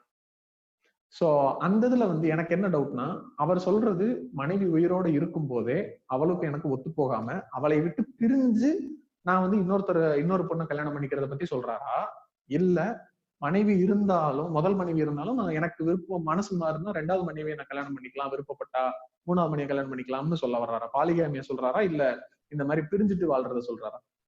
நான் புரிஞ்சுக்கிட்ட வரைக்கும் அவர் பிரிஞ்சுட்டு வாழ்றதா சொல்றாரு. பாலிகாமியா இருந்தாலுமே அதுல தப்பு இல்லைங்கிறது தான் அவரோட பாயிண்டா இருக்கு அப்படின்னு எனக்கு புரியுது. கன்சென்ட் இருந்துச்சுன்னா அது தப்பு இல்லை அப்படிங்கிறது தான் புரியுது. இல்ல அதான் அவர் வந்து அது ஆக்சுவலா அப்படிதான் சொல்ல வர்றாருன்னு எனக்கு புரிஞ்ச வரைக்கும். எப்படின்னா, அது பாலிகாமியாவே இருந்தாலும் தப்பு இல்ல. ஒரு மனுஷனுக்கு பல விதமான ஆசைகள் இருக்கும், தேவைகள் இருக்கும், அதை அவன் செயல்படுத்திக்கணும்னு நினைக்கிறதுல எந்த தப்பும் இல்லை அப்படின்னு சொல்லிட்டு எனக்கு அதை படிக்கும் போதெல்லாம் இன்னும் ஒரு மாதிரி வித்தியாசமா இருந்துச்சு. என்ன இவ்வளவு நேரம் இப்படி பேசிட்டு இதுல இப்படி சொல்றாரு அப்படின்னு. லாஸ்டா என்ன சொல்லிட்டாரு அப்படின்னா, இது சொன்னதெல்லாம் பொண்ணுக்கு பொருந்தும் அப்படின்னு. சோ விச் மீன்ஸ் அந்த பொண்ணும் ஒரு ஆம்பளை கல்யாணம் பண்ணிக்கிட்டு திரும்ப எனக்கு இன்னொரு பையனை கல்யாணம் பண்ணிக்கணும்னு நினைச்சா ஓகே நான் அவரை கல்யாணம் பண்ணிக்கிறேன், கன்சென்ட்டோட எல்லாருக்கும் ஒத்து போச்சுன்னா பண்ணிக்கிறலாம், அது ஒரு தப்பு இல்லை அப்படின்னு சொல்றாரு. அது ஓகே தான். பட் இப்போ எனக்கு என்னைய பொறுத்த வரைக்கும் பர்சனலா நான் எதுல மாறுபடுறேன் அப்படின்னா, ஒரு 2 பேர் ஒரு ரிலேஷன்ஷிப்னு வரும்போது ஒரு பேசிக்கா ஒரு கமிட்மெண்ட் இருக்கலாம்ல. நான் உன்னை பிடிச்சிருக்கு, நான் உன் கூட வாழ்றேன், நீ என்னை பிடிச்சிருக்கு, நான் உன் கூட வாழ்றேன். ஒருவேளை ஒரு பாயிண்ட்ல எனக்கு உன் கூட ஒத்து வரல, எனக்கு அது மனசு செட் ஆகல அப்படின்னா மியூச்சுவலா பிரிஞ்சுட்டு நான் இன்னொருத்தர் கூட இருக்கலாம்ல. ஏன் வந்து இப்போ எனக்கு நான் 2 பேர் 3 பேர் கூட இருக்கும்போது அவங்க எல்லாருமே எனக்கு ஒரு ஆப்ஷன் மாதிரி ஆயிடுறாங்கல்ல. சோ அந்த இடத்துல அந்த முதல் பெண்ணுடைய ரெண்டாவது பெண்ணுடைய செல்ஃப் ரெஸ்பெக்ட்ன்றது அடிவாங்காதா? அங்க அந்த சுயமரியாதை பிரச்சனை வராதா? அதான் நான் சொன்னேன், கன்சென்ட் இருந்துச்சுன்னா அந்த ப்ராப்ளம் வராது அப்படின்னு நினைக்கிறேன். எனக்கு ஃபர்ஸ்ட் மனைவி கூட விருப்பம் இல்லை அப்படின்னா பிரிஞ்சுட்டு போறதுதான் வந்து பிரிஞ்சுட்டு இன்னொரு மனைவி தேடுறதுதான் வந்து சரிங்கிற மாதிரி தான் அவர் சொன்ன மாதிரி எனக்கு புரிஞ்சுச்சு. இப்போ ஏன் அப்படின்னா, நம்ம பார்த்த வரைக்கும் வந்து இப்போ வெஸ்டர்ன் கல்ச்சர்ல இந்த டேட்டிங், இந்த ரிலேஷன்ஷிப், இந்த மேரேஜ் எல்லாம் பார்க்கும்போது கம்பேரிட்டிவ்லி நான் வந்து அது ரொம்ப ப்ராக்ரெசிவ்னு சொல்ல மாட்டேன், அதுலயும் பிரச்சனைகள் இருக்கு சில விஷயங்கள்ல. பட் நம்மளுடைய சிஸ்டம் கம்பேர் பண்ணும்போது அது நிறைய விஷயங்கள்ல பெட்டரா தான் இருக்கு. பட் அந்த சிஸ்டம்லயுமே அவங்க வந்து டேட்டிங்ல இருக்கும் போதோ லிவிங்ல இருக்கும் போதுமோ அந்த 2 பேருக்குள்ள இருக்கிற கமிட்மெண்ட் வந்து ரியலா தான் இருக்கு.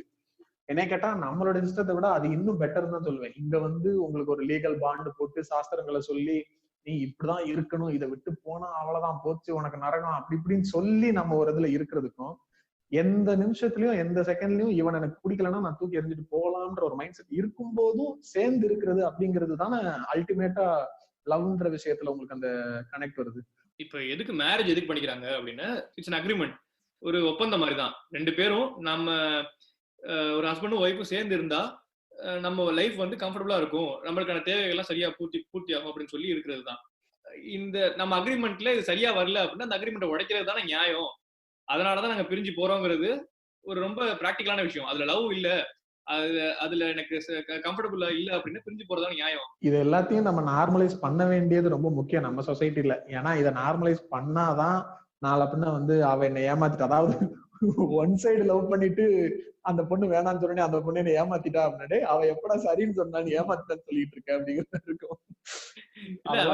அடிடா அவளன்னு பாட்டு பாடுறது இல்ல. நிறைய பேர் வந்து இந்த ரீமேரேஜஸ் எல்லாம் அப்போஸ் பண்றதுக்கு ரீசன் வந்து ரிலிஜனை காரணமா காட்டிடுறாங்க. கல்ச்சர் கெடுக்குது, ரிலிஜனுக்கு அப்போசிங்கா இருக்கு அப்படின்னு சொல்றாங்க. பட் இவர் என்ன சொல்றாரு அப்படின்னா, எந்த ரிலிஜன்லயுமே ரீமேரேஜ் வந்து ப்ரோஹிபிட் பண்ணவே கிடையாது.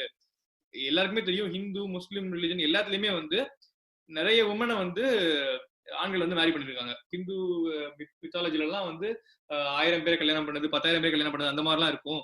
கிறிஸ்டியானிட்டிலயுமே வந்து அங்கேயுமே வந்து ரீமேரேஜ் கண்டிப்பா பண்ணிக்கலாம், பட் வந்து ப்ராப்பர் டைவர்ஸ்க்கு அப்புறம் தான் பண்ணணும் அப்படின்னு ஒரு ரூல்ஸ் இருக்குது. ஸோ ரீமேரேஜ் வந்து பண்ணவே கூடாது, ரிலிஜன் பேஸ்டா கூட அது கிடையவே கிடையாது அப்படின்னு இல்லவே இல்லை. இது வந்து வெறும் சோஷியல் செக்யூரிட்டிக்காக கட்டமைக்கப்பட்டதானே தவிர இது வெறும் ரிலீஜியஸ் ஐடியாலஜி எதுவும் இல்லை அப்படின்னு சொல்றாரு.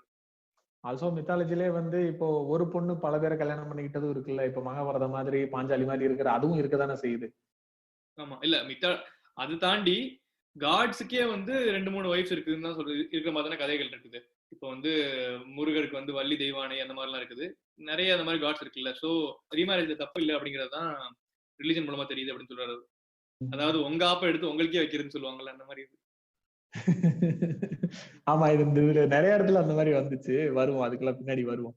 இன்னொரு விஷயம் எனக்கு வந்து ஆக்சுவலா ரொம்ப நாளாவே இந்த ஒரு தாட் இருக்கும். அதாவது எதுவுமே சரின்றதும் இல்ல தப்புன்றதும் இல்ல. ஒவ்வொரு விஷயமும் அவங்கவுங்களுக்கு உரிய நியாயம்னா அவங்கவுங்க சரின்னு எடுத்துக்கிறாங்க அப்படிங்கிற மாதிரியும், இத யாராவது ஒருத்தர் வந்து இதை உட்காந்துட்டு இதெல்லாம் சரி இதெல்லாம் தப்புன்னு லிஸ்ட் போட்டா அதையே எல்லாரும் ஃபாலோ பண்ண முடியாது அப்படிங்கிறது எனக்கு வந்து ஜென்ரலாவே அந்த மைண்ட் செட் இருக்கும். பட் அதுல வந்து எனக்கு அப்பப்போ ஒரு எனக்குள்ளே ஒரு கன்ஃபியூஷன் வரும். எப்படின்னா, இப்ப நம்ம வந்து அப்படி சொல்றோம், பட் இந்த மாதிரி இப்ப பாட்காஸ்ட்லயோ பொது வெளியில பேசும்போது நம்ம சில விஷயங்களை குற்றம் சாட்டுறோம்ல, இது சரியா இது தப்பா இது தப்பு அப்படின்லாம் நம்ம சொல்லும் போது எனக்குள்ள அந்த ஒரு தாட் இருக்கும். அப்ப நம்ம எதை வச்சு இதை சரி தப்பு அப்படின்றத டிஃபைன் பண்றோம் அப்படிங்கிறது எனக்கு தெரிஞ்சு இந்த புக்கை படிக்கும் போது அதுல ஒரு விஷயம் நான் ரீட் பண்ணப்போ எனக்கு அந்த விஷயம் வந்து கிளியர் ஆச்சு. லைக் அவர் வந்து என்ன சொல்லுவாருன்னா, நியாய தர்மம் அப்படிங்கிறது என்ன அப்படிங்கறத சொல்லும் போது, நியாயம் என்பதற்கு தர்ம சாஸ்திரங்களை தேட வேண்டும் என்பது கருத்தல்ல. மற்றபடி கண்டுபிடிப்பதென்றால் ஒருவன் தனக்கு நியாயம் என்று சொல்லுவதானது பிறத்தியானும் அதையே தனக்கும் நியாயம் என்று சொன்னால் அவன், அதாவது முதலில் சொன்னவன் ஒப்புக்கொள்கிறானா என்று பார்த்து நிர்ணயிப்பதே ஆகும் அப்படின்னு.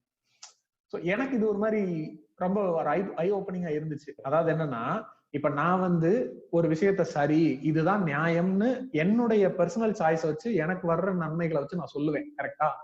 சோ அதையே ஒருத்தன் அவனுக்கும் சொல்றான்னு வச்சுக்கிடுவான், எனக்கும் இது நியாயம்னு சொல்லும் போது அது 2 பேரும் ஒத்துக்குறோமா அப்படின்றதான். இப்போ ஃபார் எக்ஸாம்பிள் இந்த ஆண் பெண் விஷயத்தையே எடுத்துக்கிறோம். நான் வந்து 2-3 பெண்களோட இருப்பேன், எனக்கு அதுல ஒன்றும் பிரச்சனை இல்லைன்னு நம்ம சொல்றோம், அதுதான் சரி அப்படின்னு சொல்லும் போது, இதையே ஒரு பெண் சொல்றான் நானும் 2-3 ஆண்களோட இருப்பேன்னு சொல்லும் போது எனக்கு பிரச்சனை வருதா வரலையா?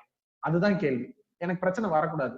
ஒரு ஆண் தண்ணி அடிக்கிறது சரியா தப்பானா தப்புதான், அது சரி. அதாவது என்ன, இப்ப நான் என்னோட ஐடியாலஜில சொல்றேன்னு வச்சுக்கிறோமே, தண்ணி அடிக்கிறது தப்புன்னு நான் சொல்றேன்னா, ஒரு பெண் தண்ணி அடிக்கிறது தப்புன்னா அப்பயும் தப்புன்னு சொல்லணும். நீ ஒருத்தனுக்கு சரின்னு சொல்லி இன்னொருத்தனுக்கு தப்புன்னு சொல்லக்கூடாது. அதுவும் அந்த 2ல ஒருத்தன் நீயா இருக்கணும். நான் என்னைய வச்சு ஒரு விஷயம் சொல்றேன், அதே விஷயத்த இன்னொருத்தர் சொல்லும் போது நான் எனக்கு வந்தா மட்டும் ரத்தம் உனக்கு வந்தா தக்காளி சட்னின்னு சொல்லக்கூடாது, அவ்வளவுதான் நியாயம் அப்படின்றாரு. இது எனக்கு ரொம்ப ஆமா கரெக்ட்ல அப்படிங்கிற மாதிரி இருந்துச்சு.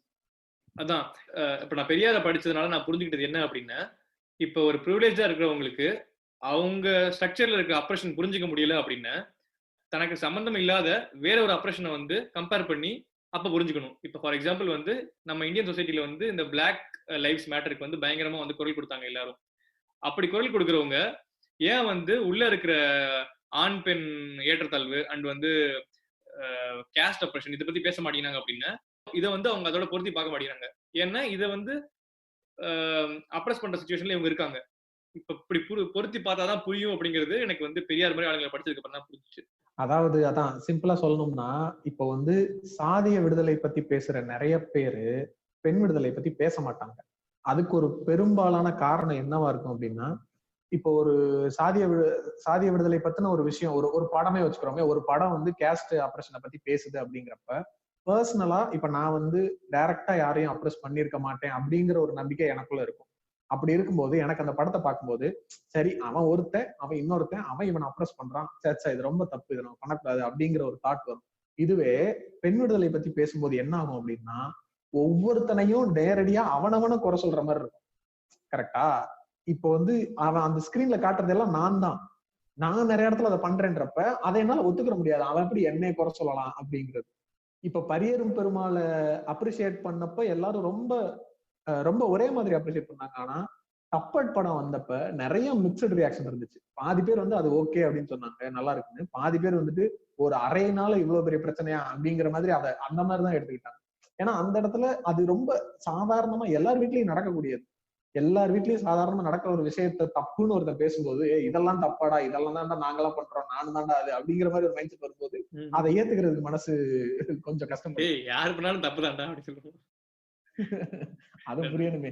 நம்மளே பேசுறோம், நம்மளுமே சில விஷயங்கள் பண்ணாலும் நம்ம பண்ணாலும் தப்புதான், நம்ம அதை ஒத்துக்கிட்டு தான் ஆகணும்.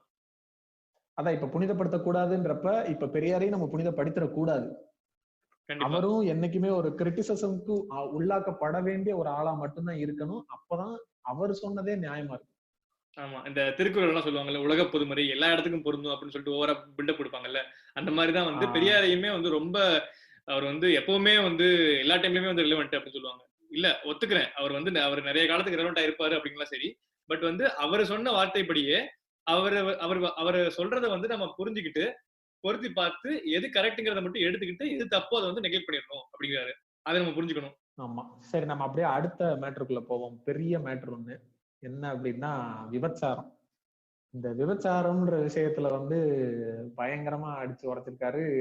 அதையும் நம்ம கேட்கும் போதே நிறைய பேருக்கு வந்து என்ன இதை பத்தி எல்லாம் பேசுறாங்கன்னு இருக்கலாம். அதுல வந்து ஒரு விஷயம் ஃபர்ஸ்ட் எனக்கு டக்குன்னு ஸ்ட்ரைக் ஆனது வந்து படிக்கும் போதே ரொம்ப இதா ஸ்ட்ரைக் ஆனது வந்து லைக் வந்து என்ன சொல்லியிருப்பாரு அப்படின்னா, ஒரு பெண் வந்து தன்னுடைய கணவனை விட அல்லது அந்த ஒரு ஆள் அவளுக்குன்னு இருக்கக்கூடிய ஒருத்தனை தவிர நிறைய பேர் கூட சேர்ந்து உடலுறவு வச்சுக்கிறா அப்படின்னா அவளை வந்து விபச்சாரின்னு சொல்றாங்க. ஆனா சில ஆண்களே அந்த காலத்துல இருந்திருக்கு இது, சில ஆண்களே வந்து தன்னுடைய தேவைக்காக தன்னுடைய மனைவிகளையும் தன் மக்களையும் வந்து மற்றவங்களுக்கு கூட்டி விடுவானே, ஆனால் அதை வந்து அவனை வந்து விபச்சாரகன் அப்படின்னு வந்து யாரும் சொல்றது இல்ல. இது வந்து எல்லாரும் ரொம்ப காமனா நடந்தாலும் அதை ஒரு பெரிய விஷயமா எடுத்துக்கிற மாட்டேங்கிறாங்க. இவன் நம்ம ஏஜ் குரூப்லயே பாத்தீங்கன்னா இந்த மாதிரி ஒரு பொண்ணு வந்து 2-3 பேர் லவ் பண்ணியிருந்தா அவளை வந்து பிச்சுன்னு சொல்றது அந்த மாதிரி இருக்கும். இதே வந்து ஒரு பையன் வந்து ஒரு 5-6 பொண்ணுங்களை லவ் பண்ணா பிளே பாய்னு சொல்ல வேண்டியது. டேய் நீ ஒரு ஆம்பளை ஐட்டம் தான் அப்படின்னு சொல்லாம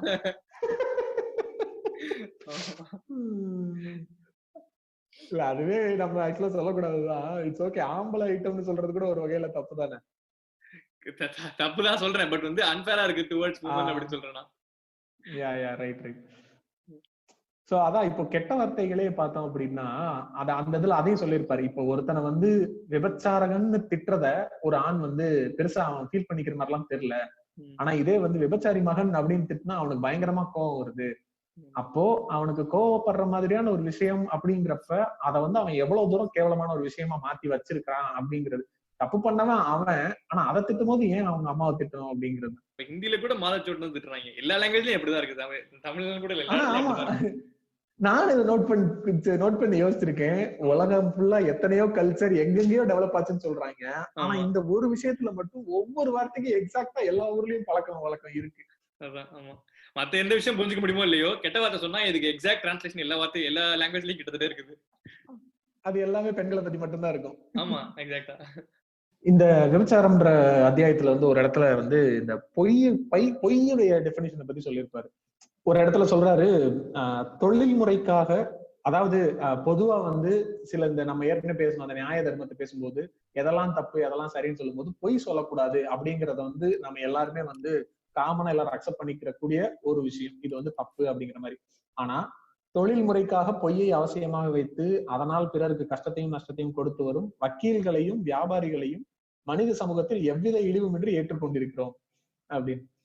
சோ ஆமா, நம்ம வந்து பொய் சொல்லக்கூடாதுன்னு எல்லாரும் ஒத்துக்கிறோம். ஆனா ஒரு வியாபாரி நம்மகிட்ட ஒரு பொருளை விற்கும் போதோ இல்ல ஒரு வக்கீலோ அவர் ஆப்வியஸா நிறைய இடத்துல பொய் தான் சொல்றாருன்னு தெரியுது.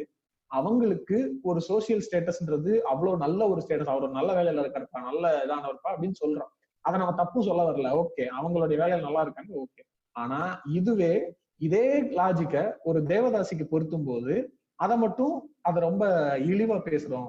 இது என்ன நியாயம்? இதுலதான் ஏற்கனவே சொன்ன நியாயம்ன்ற விஷயம் வந்து இப்போ ஒருத்தனுக்கு ஒரு விஷயம் நீ நியாயம்னு சொல்றேன்னா அதே தானே இன்னொருத்தனுக்கு நியாயம்னு சொல்லணும். இது எப்படி உனக்கு இவருக்கு ஒரு மாதிரி அவருக்கு ஒரு மாதிரி மாறுது? இல்ல இன்னொன்னு பார்த்தா இந்த விபச்சாரம்ங்கிற வார்த்தையே வந்து பெண்களை வந்து அடிமைப்படுத்துறதுதான் அப்படிங்கிறது கிளியரா தெரியும். ஏதோ பெண்கள் வந்து ஒரு ஆப்ஜெக்ட் மாதிரியும் ஆண்கள் வந்து அதை வந்து விக்கிறவங்க மாதிரியும் அந்த மாதிரிதான் வந்து அந்த கான்டெக்ட்ல தான் வந்து விபச்சாரத்தை பேசுவாங்க. எப்பவுமே விலைக்கு விக்கிற மாதிரியும் வாடகைக்கு விடுற மாதிரியும் அந்த மாதிரிதான் பேசிட்டு இருப்பாங்க. அதான் அவரை பொறுத்த வரைக்கும் விபச்சாரம் அப்படிங்கறதே தப்பு இல்ல அப்படின்னு தான் பேசுறாரு. அதுவும் அகைன் அதுவும் அதே இடத்துல வந்து நிக்குது. அது ஒரு பர்சனல் சாய்ஸ் தான். அந்த பொண்ணு அவ விரும்பி ஒண்ணு பண்றா அப்படின்னா அதையே உனக்கு கஷ்டமா இருக்கு. நீங்க இல்ல ஒரு இன்னொன்னு சேர்த்து பார்க்கணும். இப்ப இந்த மாதிரி ப்ராஸ்டியூஷன்ங்கிறது வெஸ்டர்ன் கண்ட்ரீஸ்ல நிறைய நல்லா ஒரு படிக்கிற ஸ்டூடெண்ட்ஸ், நல்ல ஒரு ரிச்சான பீப்புள் கூட பண்ணுவாங்க. அதை ஹாபியா பண்ணுவாங்க. எனக்கு அது பிடிச்சிருக்கு, அதை நான் பேஷனேட்டடா பண்றேன் அப்படின்னு சொல்லுவாங்க. அங்க பிரச்சனை கிடையாது. ஆனா நம்ம ஊர்ல தேவதாசின்னு சொல்லிட்டு அதை வந்து இன்ஸ்டிடியூஷனலைஸ் பண்ணி இவங்க வந்து வேற யாரையும் கல்யாணம் பண்ணிக்க கூடாது, இவங்க வந்து கடவுளுக்கு வந்து கல்யாணம் பண்ணப்பட்ட பெண்கள், சோ வந்து இந்த ஊர்ல இருக்க ஆண்களுக்கான தேவைகளை பூர்த்தி பண்றதா இவங்களோட வேலை அப்படின்னு சொல்லி அவங்கள வந்து உங்களுக்கு இதுதான் வேலை அப்படின்னு சொல்லிட்டு ஆண்கள் நிர்ணயிக்கிறாங்கல்ல, அங்கதான் ப்ராப்ளம் வருது. ஓகேவா? நிறைய பேர் கூட விருப்பப்பட்டு உடல் உறவு வச்சுக்கதை நாங்க இங்க அவங்க யாரும் தப்புன்னு சொல்றது இல்ல. இங்க வந்து ஆண்கள் வந்து பெண்கள் நீங்க இப்படிதான் இருக்கணும், நீங்க வந்து இப்படிதான் பண்ணணும் அப்படின்னு சொல்றதான பிரச்சனையா இருக்குது. இல்ல அப்படி இதுல நான் என்ன சொல்ல வரேன்னா அதுவும் பிரச்சனை. இன்னொன்னு அவர் சொல்றது அதான் இந்த கற்புன்றத மறுபடியும் இந்த இடத்துல கொண்டு வர்றாங்கல்ல. ஒரு பெண் எப்படி இப்படி பண்ணலாம், ஒரு பெண் அப்படின்னு. அதாவது அவங்க இதுல என்ன இன்னொரு அரசியல் இருக்கு அப்படின்னா இந்த கேஸ்டிசமும் தான். ஏன்னா தேவதாசிகள் அப்படிங்கிறவங்க எல்லாருமே தாழ்த்தப்பட்ட சமூகத்துல இருக்கிற பெண்களை வந்து இந்த மாதிரி கோயில்ல வந்து அடிமையா வச்சு அவங்கள ரொம்ப உயர்ந்த இடத்துல இருந்த ஒரு கம்யூனிட்டி சேர்ந்தவங்க வந்து யூஸ் பண்ணிக்கிட்டு இருந்தாங்க, அப்படி பண்ணிட்டு இருந்தாங்க. இதுவே அந்த தாழ்த்தப்பட்ட சமூகத்துல அல்லாத உயர்ந்த சமூகத்திலயோ அல்லது அவங்கள அந்த சமூகத்துல ஒரு ஃப்ளோல வந்துருச்சுப்பா அப்படி சொல்லக்கூடாது. அவங்க கம்யூனிட்டில இருக்கக்கூடிய அந்த ஆட்கள் வந்து ஒருவேளை விபச்சாரத்துல ஈடுபடுறாங்க அப்படின்னா, அந்த விபச்சாரம்ன்றதே விபச்சாரத்துல அபிஷியலா ஈடுபடுறாங்கன்றதை விட லைக் ஒரு 2-3 பேரோட உடலுறவு வச்சிருந்தாங்கனாலே அவங்கள விபச்சாரின்னு திட்டுறது, இது எல்லாத்தையுமே தான் அவர் சொல்றாரு. அப்படி நடந்தா மட்டும் உனக்கு என்னடா பிரச்சனை, அதான் அவளுடைய விருப்பம், நீ மட்டும் விரும்பி போய் பண்றல, அப்ப அவ பண்றதுல என்ன தப்பு உனக்கு அப்படிங்கிறது. ஆமா, இதெல்லாம் விடுங்க. இப்ப சன்னி லியோன் தெரியாதவங்க யாரும் இருக்க மாட்டாங்க இந்தியால. சன்னி லியோன் அவங்க வீடியோஸை பார்க்காம இந்தியன் யங்ஸ்டர்ஸ் இருக்கிறது ரொம்ப ரொம்ப ரேர். ஓகேவா? அப்படி இருந்தாலும் அவங்க கல்யாணம் பண்ண ஹஸ்பண்டை வந்து நம்ம சொசைட்டில வந்து அவ்வளவு கிண்டல் பண்றாங்க, அவ்வளவு நக்கல் பண்றாங்க. இவங்களவே கல்யாணம் பண்ணிருக்கீங்களே அப்படிங்கிற மாதிரி கிண்டல் பண்றாங்க. சன்னி லியோன் வந்து எக்ஸ் ஸ்பான்சரா இருந்து அதுக்கப்புறம் பாலிவுட்ல நடிச்சு அதுக்கப்புறம் நிறைய ஈவன் சோசியல் ஒர்க்லாம் நிறைய பண்றாங்க. அவங்க வந்து சில்ட்ரன் அடாப்ட் பண்றாங்க, நிறைய நல்ல விஷயங்கள்லாம் பண்றாங்க. இதெல்லாம் அவங்க கணக்கு தெரியாது. அவங்க ஒரு வெஸ்டர்ன் கண்ட்ரில வளர்ந்தவங்க ஒரு ப்ரொஃபஷனா அதை பண்ணதை வந்து பெரிய தப்பா பாக்குறாங்க. அதை கூட புரிஞ்சுக்க முடியாத நிலைமையில தான் நம்ம இருக்கோம். அதான் ஏன்டா நீ பாக்குறது தப்பு இல்ல, நான் பண்றது தப்பா அப்படிங்கறதுதான். அதான் பொதுவாவே இந்த புக் ஃபுல்லாவே பார்த்தோம் அப்படின்னா, புக் ஃபுல்லான்னு இல்ல, அவருடைய ஜெனரலா அவருடைய எல்லா கருத்துக்கள்லயுமே எப்படி இருக்கும் அப்படின்னா, அவர் சொல்றது எல்லாமே சயின்டிபிக்கான நேச்சுரலான ஜஸ்டிபிகேஷனோட தான் சொல்றாரு. இதுதான்டா இயற்கை, இப்படிதான்டா ஒரு உயிரினம்ன்றது பிறந்து வளர்ந்து வாழ்ந்து சாகுது, இது எல்லா உயிரினத்திலயும் நேச்சுரலா தான்டா இருக்கு, மனுஷங்க மட்டும்தான்டா செயற்கையா நிறைய விஷயத்த உருவாக்கி நீங்களா பிரச்சனைகள் உருவாக்கிட்டு இருக்கீங்க, இது இயற்கைக்கு மாறானதுடா அப்படிங்கிறது தான் அவர் நிறைய இடத்துல சொல்லுவார். அவர் சொல்றது வந்து எப்படின்னா, ஒரு விஷயம் இந்த சாஸ்திரம் சம்பிரதாயம் சொல்றோம் அப்படின்னா, இது எப்படி ஒத்து வரும், இது எப்படி சரியா இருக்கும், நீ இதுதானே, நீ இப்படித்தானே இருப்ப, உனக்கு இதுதானே நேச்சரு, அப்புறம் எப்படி இதை மாத்தி சொல்ற அப்படிங்கறதுதான் நிறைய இடத்துல வந்து அவருடைய கேள்வியா இருக்கும். ஏன்டா நேச்சுரலா வசதியா இருக்கிறீங்க, அப்புறம் ஏன்டா கஷ்டப்பட்டு ஒண்ணு உருவாக்கி கஷ்டப்பட்டு இருக்கீங்க அப்படிங்கிறது. அதான் பருத்தி மட்டும் குடோன்லயே இருந்திருக்கலாம். அப்புறம் ஆமா, அப்புறம் வந்து இன்னொரு முக்கியமான விஷயம் அவர் பேசுறாரு, விதவைகள் பத்தி, அதாவது விடோ ரீமேரேஜ் பத்தி. இல்ல இந்த மாதிரி ஒரு விஷயம் இருக்கு அப்படின்னு நம்ம வந்து வெளிநாட்டுல போய் சொன்னோம் அப்படின்னு ரொம்ப ஆச்சரியமா பார்ப்பாங்க. இவர் இன்னும் முக்கியமா இவர் இந்த புக்ல சில டேட்டாஸ் எல்லாம் பார்த்தேன். ரொம்ப சின்ன வயசுக்குள்ள இருக்க விதவைகள் வந்து லிஸ்ட் மாதிரி பண்ணியிருந்தாரு. ஒரு கவர்மெண்ட் ரிப்போர்ட் படி பார்த்திருந்தாரு, எடுத்து போட்டிருந்தாரு. எனக்கு அதை பார்த்தா அவ்வளவு ஆச்சரியமா இருந்துச்சு. 1921ல பாப்புலேஷனே ரொம்ப கம்மி. அந்த பாப்புலேஷன்லயே ஓவரால் விடோஸ் வந்து 26 lakhs விடோஸ். அதுல 15 வயசுக்குள்ள வந்து 2 லட்சம் பேர் விடோஸ். அதெல்லாம் விடுங்க, இன்னும் எவ்வளவு அப்படி ஒரு கொடூரம் அதெல்லாம் நினைச்சே பார்க்க முடியல. ஒரு வயசுக்குள்ள வந்து விடோ அப்படின்னு சொல்லிட்டு 600 பேர் சொல்றாங்க. ஏங்க, ஒரு வயசுங்கிறது தாய்ப்பால் கூட குடிக்க மறக்காத குழந்தைங்க, அதுக்கு போயிட்டு கல்யாணம் பண்ணி வச்சுட்டு அதை விதவைனவே சொல்றீங்கன்னா எவ்வளவு கேவலமான சமூகமா இருக்கும். இல்ல இதை கல்ச்சர் ட்ரெடிஷன் முட்டு கொடுக்குறீங்களா, அதை நினைச்சாதான் கடுப்பா வருது. இல்ல நம்ம அந்த டேட்டாவை நம்பர்ஸ் வைஸ் டைம் ஆனாலும் பரவாயில்ல, அதை தெளிவாவே சொல்லணும்னு எனக்கு தோணுது. அதாவது வெறும் ஒரு வயசுள்ள விதவைகள் வந்து 1921 எடுத்த கணக்குப்படி 597. ஒரு வயசுல இருந்து 2 வயசுக்குள்ள 494, 2 வயசு டு 3 வயசு 1257, 3 டு 4ல 2537, 4 டு 5 5707. வெறும் 5 வயசுக்குள்ள இந்த கவுண்ட் எல்லாம் பார்த்தா எனக்கு வந்து அப்படியே தலை சுத்துது. என்னடா இது அப்படிங்கிற மாதிரி. இல்ல இதுல கொடுமை என்னன்னா, ஒரு டைம் விடோ ஆயிட்டா அந்த டைம்ல வந்து அதுக்கப்புறம் அவங்களால எதுவுமே பண்ண முடியாது. வீட்டுல போட்டு வச்சிருவாங்க, முடக்கி வச்சிருவாங்க, வெளியே போக கூடாது, சகுனம் சரியில்லைன்னு சொல்லிட்டு உட்கார வச்சிருவாங்க, மொட்டை அடிச்சு உட்கார வைப்பாங்க. இவ்வளவு கொடுமையும் பண்ணிருக்காங்க. இந்த கொடுமையெல்லாம் பார்த்துட்டு, இந்த கொடுமையெல்லாம் அனுபவிச்சுட்டு நம்ம பெண்கள் எப்படி வந்து இந்த ஆண்கள்ட்ட அடிமையா இருக்காங்கன்னு நினைச்சாதான் ஆச்சரியமா இருக்குது. இல்ல சுத்தமா ஒரு வயசுல விதவை அப்படின்னா அந்த குழந்தை எப்ப அந்த குழந்தைக்கு கல்யாணம் பண்ணி வச்சாங்க, ஒரு வயதுக்குள் குழந்தைகள்னு போட்டிருக்காரு மாசக்கணக்குல. அப்ப எப்ப கல்யாணம் நடந்துச்சு, கல்யாணம் பண்ண அந்த ஆம்பளை குழந்தை எப்ப செத்து போச்சு, என்னடா கணக்குது அப்படிங்கிற மாதிரி இருக்குது. சுத்தமா அத ஒரு என்ன சொல்றது, ஒரு பிக்சரைஸ் பண்ணி பார்க்கவே முடியல. ஆமா, இல்ல இவர் வந்து இது பர்சனல் லைஃப்ல வந்து இவர் அனுபவிச்சிருக்காரு. இவர் இந்த புக்ல ஒரு கதை சொல்றாரு, கதை இல்ல ரியல் இன்சிடென்ட். அவரோட தங்கச்சி பொண்ணுன்னு நினைக்கிறேன், அந்த பொண்ணுக்கு வந்து 10 வயசாமா, ஒரு கல்யாணம் பண்ணி வச்சிடறாங்க. 13 வயசு பையனை கல்யாணம் பண்ணி வச்சிடறாங்க. கல்யாணம் பண்ணி 2 மாசத்துல வந்து அந்த பையன் இறந்துடுறான். 13 வயசுல இறந்துடுறான். அப்ப 10 வயசுல இந்த குழந்தை, பொண்ணு எல்லாம் சொல்றாங்க, இந்த குழந்தை வந்து விடோவா இருந்துட்டு வந்து என்னன்னே புரியாது. 10 வயசுல என்ன புரியும், ஏன் கல்யாணம் பண்றதுலாம் என்ன புரியும்? அப்படி இருக்கிற ஒரு குழந்தை வந்து எனக்கு ஏன் கல்யாணம் பண்ணி வச்சீங்க அப்படின்னு சொல்லிட்டு, நான் கல்யாணம் பண்ணி வச்சுக்க சொல்லி கேட்டேன், ஏன் இப்படி பண்ணீங்கன்னு சொல்லி புலம்பி இருக்குது. அப்புறமும் அந்த சிச்சுவேஷனை பார்த்து கூட அவங்க எல்லாம் மனசு வரல ரீமேரேஜ் பண்ணணும் அப்படின்லாம் கூட. இவர் தான் வந்து யாருக்கும் தெரியாம கஷ்டப்பட்டு, ரொம்ப கஷ்டப்பட்டு இன்னொரு செகண்ட் மேரேஜ் பண்ணி வச்சிருக்காரு. இவ்வளவு கொடுமையெல்லாம் வந்து அந்த டைம்ல அனுபவிச்சிருக்காங்க.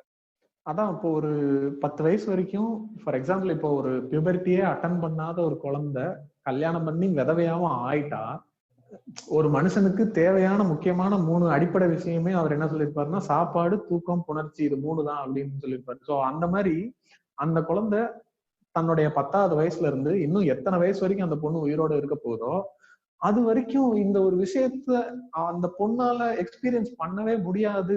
அத பொண்ணு யோசிக்கவே கூடாது அதை பத்தி, இவங்களை பொறுத்த வரைக்கும். சோ அதெல்லாம் எவ்வளவு தூரம் என்ன பண்ணிருக்கோம் அந்த பிள்ளை, அந்த அத்தனை வருஷமா என்ன பண்ணிருக்கோம் சொல்லு. வேலைக்கு போக கூடாது, சம்பாதிக்க கூடாது, வீட்டுலதான் இருக்கணும், சமையல் பண்ணணும், சோறாக்கி போடணும். நான் யாருக்கு சமையல் பண்ணணும், யாருக்கு சோறாக்கி போடணும், நான் எதுக்கு இதெல்லாம் பண்றேன், எதுக்கு இத்தனை வருஷம் வாழ்றேன், இதெல்லாம் என்ன கான்செப்ட் இதெல்லாம்? அதெல்லாம் தொடுவாங்கன்னு கூட தெரியல, விதவை சமைச்சு சொல்லிட்டு. கரெக்ட். அதுவும் இல்ல, இப்போ அந்த பொண்ணு வெளியே வந்துச்சுன்னா இந்த பொண்ணு மூஞ்சில முழிச்சா விளங்காதுன்னு வாங்க, ஒரு விசேஷம் நடந்தா அந்த விசேஷத்துக்கு அந்த பொண்ணு போக கூடாது. ஒரு தப்பே பண்ணாததுக்கு ஆயுள் தண்டனை தான். ஆயுள் தண்டனை கூட நம்ம கணக்குக்கு 14 தான். அது சாகுற வரைக்கும் ஒரே வீட்டுல ஒரு ரூம்குள்ள இருந்துகிட்டு அந்த வீட்டுல இருக்கிறவங்களுக்கு வேணா சமையல் பண்ணி போடலாம். அந்த சமையல் பண்றத கூட தீட்டு கழிச்சுட்டு தான் சாப்பிடுவாங்கன்னு நினைக்கிறேன். உங்க ஆப்பே எடுத்து உங்களுக்கே வைக்குதுன்னு சொல்லுவார்ல, அந்த விஷயத்த சூப்பரா சொல்லியிருப்பாரு. இங்க வந்திருக்கும். அதாவது நீங்க வந்து மதமா இந்து சொந்தங்களே ஒன்று கொடுக்கல அப்படிங்கிறாங்கல்ல, நீங்க வந்து மதம் மாறிட்டாங்க, இவ்வளவு 10 பேர் மதம் மாறிட்டாங்க, 15 பேர் மதம் மாறிட்டாங்க கவலைப்படுறீங்க. ஆனா இத்தனை லட்சம் பெண்கள் வந்து விதவையா இருக்காங்க. இத்தனை லட்சம் பெண்கள் வந்து விதவையா இருக்கிறதுக்கு பதிலா மறுமணம் பண்ணி வச்சீங்கன்னா ஒவ்வொரு பெண்ணுமே வந்து அந்த டைம்ல மினிமம் 4-5 குழந்தை பெற்றுக்குவாங்க. சரி அப்படிலாம் வேணா 2 குழந்தை பெற்றுட்டா கூடவே உங்களோட எத்தனை குழந்தைங்க வந்து இந்து சொந்தங்களா வருது பாருங்க அப்படின்னு சொல்லிட்டு அப்படியே சொல்லி பார்த்திருப்பாரு. அப்படி சொன்னாலும் அப்படியாவது பண்ணி வைங்களேன்டா அப்படின்ற மாதிரி இருக்கும். ஆமா, இப்படி எல்லாம் பண்ணீங்கன்னா உங்க இந்து சமூகம் அழிஞ்சதெல்லாம் போகும் அப்படின்னு இருப்பாரு. இந்த இதுல ஆக்சுவலா இந்த விதவை மறுமணத்தை பத்தி காந்தியும் வந்து பேசியிருக்காரு அப்படிங்கிற மாதிரி சொல்லியிருப்பாரு. ஆனா காந்தியை பத்தி சொல்லும் போது இவருக்கு இந்த புக்ல உடைச்ச பர்னிச்சர்கள்ல காந்தி உண்டு, அது ஒரு விஷயம். ஆக்சுவலா காந்தி வந்து விதவை மறுமணத்தை பத்தி ஆதரவா தான் பேசியிருக்காருன்னு சொல்ல வருவாரு. ஆனா சொல்லும் போது காந்திக்கு ஒரு இன்ட்ரோடக்ஷன் கொடுப்பாரு. தேசிய சர்வாதிகாரியும் வர்ணாசிரம பித்தும் பழமை பற்றும் மிக்குடைய தோழர் காந்தியும் இந்து விதவைகளை பற்றி அநேக இடங்களில் பேசியிருக்கிறார். இல்ல கிளின்னு கிழிச்சு விட்டு தோழர் காந்தியாமா குசும்பு. தோழரா இருந்தாலும் நாங்க கிழிப்போம், அதான் மேட்ரு. சோ அதான். ஆனா அந்த அளவுக்கு இருக்கக்கூடிய காந்தியுமே நிறைய விஷயங்கள்ல வந்து ஆக்சுவலா அந்த விதவை மறுமணம்ன்ற விஷயத்துல வந்து அவருமே அது சப்போர்ட்டிவா தான் இருந்திருக்காரு. அந்த மாதிரி பண்ணக்கூடாது, ஒரு குழந்தைய வந்து இவ்வளவு நாள் வந்து கல்யாணம் பண்ணாம வச்சிருக்கிறது வந்து ரொம்ப கொடுமையான விஷயம், அவங்களுக்கும் ஒரு லைஃப் உருவாக்கணும் அப்படிங்கறது அவரும் சப்போர்ட்டிவா தான் பேசியிருக்காரு. அண்ட் அதான் இத பத்தி சொல்லும் போதுதான் இன்னொரு விஷயமும் அவர் சொல்ல வர்றது வந்து, இந்த எல்லா வகையான ஒடுக்குமுறைக்கும் காமன் ரீசன் அப்படிங்கிறது வந்து இந்த பெண் அடிமைத்தனம் தான். உலகில் மனித வர்க்கத்தினருக்குள் இருக்கும் அடிமைத்தனமை ஒழிய வேண்டுமானால் பெண்ணுலகை அடிமையாக கருதி நடக்கும் அகம்பாவமும் கொடுமையும் அழிய வேண்டும். அது அழிந்த நிலையே சமத்துவம் சுதந்திரம் என்னும் முளைக்கும் இடமாகும். சோ யோசிச்சு பார்த்தா நீங்க வந்து பல வகையான அப்ரஷன், நம்ம ஆக்சுவலா நம்ம ஃபெமினிசம் எபிசோட்லயே பேசியிருப்போம், எத்தனையோ வகையான அப்ரஷன்ஸ் எல்லாம் இருக்கு. பட் எல்லாரும் காமனா பண்ணக்கூடிய ஒரு விஷயம் வந்து இந்த பெண்களை அடிமைப்படுத்தி வைக்கிற விஷயம். சோ இதுல இருந்து ஒரு ரிலீஃப், அந்த ஒரு மைண்ட் செட் மாறினாலே எல்லா வகையான அப்ரோஷனும் கொஞ்சம் கொஞ்சமா மாறிடும் அப்படின்ற மாதிரி சொல்லியிருப்பாரு. இல்ல நம்ம ஆளுங்க வந்து இந்த மாதிரி ப்ராக்ரெசிவா ஏதாவது பேசினா அது ஒரு வெஸ்டர்ன் திங்னு நினைச்சுக்கிறாங்க. இவரே சொல்லியிருப்பாரு, இது வந்து பிரிட்டிஷ் அரசாங்கம் வந்து எஃபர்ட் எடுத்து பண்றதுக்கு முன்னாடியே நிறைய சீர்திருத்தவாதிகள் வந்து நம்ம ஊர்லயே பண்ணிருக்காங்க. ராஜாராம் மோகன் ராய், ஈஸ்வர சந்திர வித்யாசாகர், அப்புறம் வந்து ஏதோ நிறைய கோலாப்பூர் மகாராஜா, இந்த மாதிரி நிறைய பேர் சொல்லுவாரு. இவ்வளவு பேர் வந்து அப்பயே பண்ணிருக்காங்க, அவ்வளவு எஃபர்ட் போட்டிருக்காங்க. ஈவன் உடன்கட்டை ஏறுதல் எல்லாம் அப்பயே இருக்குல்ல. உடன்கட்டை ஏறுதல்னா அதான் சத்தின்னு சொல்லுவாங்கல்ல, அதான் ஹஸ்பண்ட் இறந்தோன்னா போயிட்டு ஒய்ஃபும் அதுலயே போயிட்டு சாகணும் அப்படின்னு சொல்றதுல அது எல்லாமே இருந்திருக்குது. இது எல்லாமே கல்ச்சர் ட்ரெடிஷன் தான். கல்ச்சர் ட்ரெடிஷன் பிடிச்சி ஆகாதீங்க, எது வந்து நம்ம லைஃப் வந்து சூட்டபிளா இருக்கும் பாருங்க அப்படின்னு சொல்றாரு. இல்ல இவங்க அதான் எல்லாத்தையும் கொண்டு போய் இந்த கல்ச்சர்ன்ற விஷயத்தோட கொடுத்துடுறாங்கல்ல. இப்ப நம்மளே சில விஷயங்களை வந்து இப்ப ப்ராக்ரெசிவா சொல்றோம் அப்படின்னா, நம்ம வீட்டுல எல்லாம் வந்துட்டு நீங்க இந்த வெஸ்டர்ன் கல்ச்சரை பார்த்து ரொம்ப கெட்டு போயிட்டீங்க, வெஸ்டர்ன் கல்ச்சரை பார்த்து கெட்டுட்டீங்க. அப்படியே அது வெஸ்டர்ன் கல்ச்சரா இருந்தாலும் அவன் கல்ச்சர் நல்லா இல்ல இருக்கு நம்மளை கம்பேர் பண்ணும்போது. ஆமா, அவன் எல்லாம் சமம் சொல்றான்டா, நீங்க வந்து பிரிச்சு பிரிச்சுல பாக்குறீங்க. இல்ல அவனும் நம்ம சொல்ற மாதிரி இந்த பிளாக் ஒயிட் அந்த பிரச்சனை அவன்கிட்டயும் இருக்கு, செக்ஸிஸ்டான விஷயங்கள் அவன்கிட்டயும் இருக்கு. உங்களை கம்பேர் பண்ணும்போது அவன் பரவாயில்லடா அப்படிங்கறதா மேட்ரு. உங்களை மாதிரி கேவலமான உலகத்துல யாரும் கிடையாது. இல்ல ஆக்சுவலா பெரியார வந்து ஒரு முக்கியமா இது சொல்லுவாங்க. பெரியார் வந்து பிரிட்டிஷ ஆதரிச்சாரு, சுதந்திரம் எல்லாம் வேண்டாம் நீங்களே இருங்க அப்படின்னு சொன்னாரு அப்படின்னு சொல்லுவாங்க. அந்த அந்த குற்றச்சாட்டு வந்து பயங்கரமா வைப்பாங்க. அவர் ஏன் அப்படி சொன்னாரு அப்படின்னா, இத்தனை லட்சம் மக்கள் வந்து அடிமையா இருக்காங்க, உரிமையே கிடைக்காம வந்து தாழ்த்தப்பட்ட சமூகமா இருக்காங்க. உங்க ஜனத்தொகையில பாதி மக்கள் வந்து பெண்கள். இந்த பெண்களுக்கு இப்படி உரிமையே இல்லாம அடிமையா நடத்திக்கிட்டு இருக்கீங்க. இப்படிப்பட்ட ஒரு கல்ச்சர்ல விட்டுட்டு போனீங்க அப்படின்னா இந்த சுதந்திரம் வந்து என்ன மாதிரி சுதந்திரமா இருக்கும்? இது இப்படி சுதந்திரம் நீங்க வாங்குறது எப்படி இருக்கும் அப்படின்னா, ஆடுகளை கொண்டு போயிட்டு கசாப்பு கடைக்காரர்கிட்ட ஒப்படைக்கிற மாதிரி ஆயிரும். நீங்க வந்து விட்டுட்டு போனீங்க அப்படின்னா அந்த சுதந்திரத்தால எங்களுக்கு எந்த பயனும் கிடையாது, மறுபடியும் வந்து இதே தான் இருக்க போறோம் அப்படின்னு இருப்பாங்க. ஆக்சுவலா நிறைய பேர் வந்து இப்ப ஏன் இதெல்லாம் பேசுறீங்க, சுதந்திரம் வாங்கிட்டு இதெல்லாம் பேச வேண்டியதானே அப்படின்னு இவங்களே சொல்லுவாங்க. அம்பேத்கரையும் சொல்லுவாங்க, பெரியாரையும் சொல்லுவாங்க. நம்மளோட ஒரே குறிக்கோள் வந்து சுயாட்சியா இருக்கணும், இந்திய சுயாட்சியா இருக்கணும், பிரிட்டிஷ் வந்து விடுதலை வாங்குறதா இருக்கணும் அப்படின்பாங்க. நீங்க விடுதலை வாங்கி என்ன நடக்க போகுது? எங்களுக்கு எதுவும் நடக்க போறது இல்ல. நான் எங்களோட சுதந்திரம் வந்து இதுதான், உங்கள்கிட்ட இருந்து சுதந்திரம் தான் அப்படின்னு சொல்லிட்டு பெண்களுக்கும் சரி தாழ்த்தப்பட்டவர்களுக்கும் சரி போராடினவங்க தான் அதனாலதான் அவங்க லீடர்ஸா இருக்காங்க, அம்பேத்கர் பெரியார்லாம். அதான் இவரு இதையும் சொல்லியிருப்பாரு, இந்த மாதிரி இவனுங்க வந்து அதாவது இந்த ஒடுக்குமுறையை பண்ணக்கூடிய நம்ம இந்தியர்கள் இருக்கக்கூடியவனுங்க வந்து எனக்கு வந்து சுதந்திரம் வேணும், விடுதலை வேணும்னு வெள்ளக்காரங்கிட்ட போராடுறான்.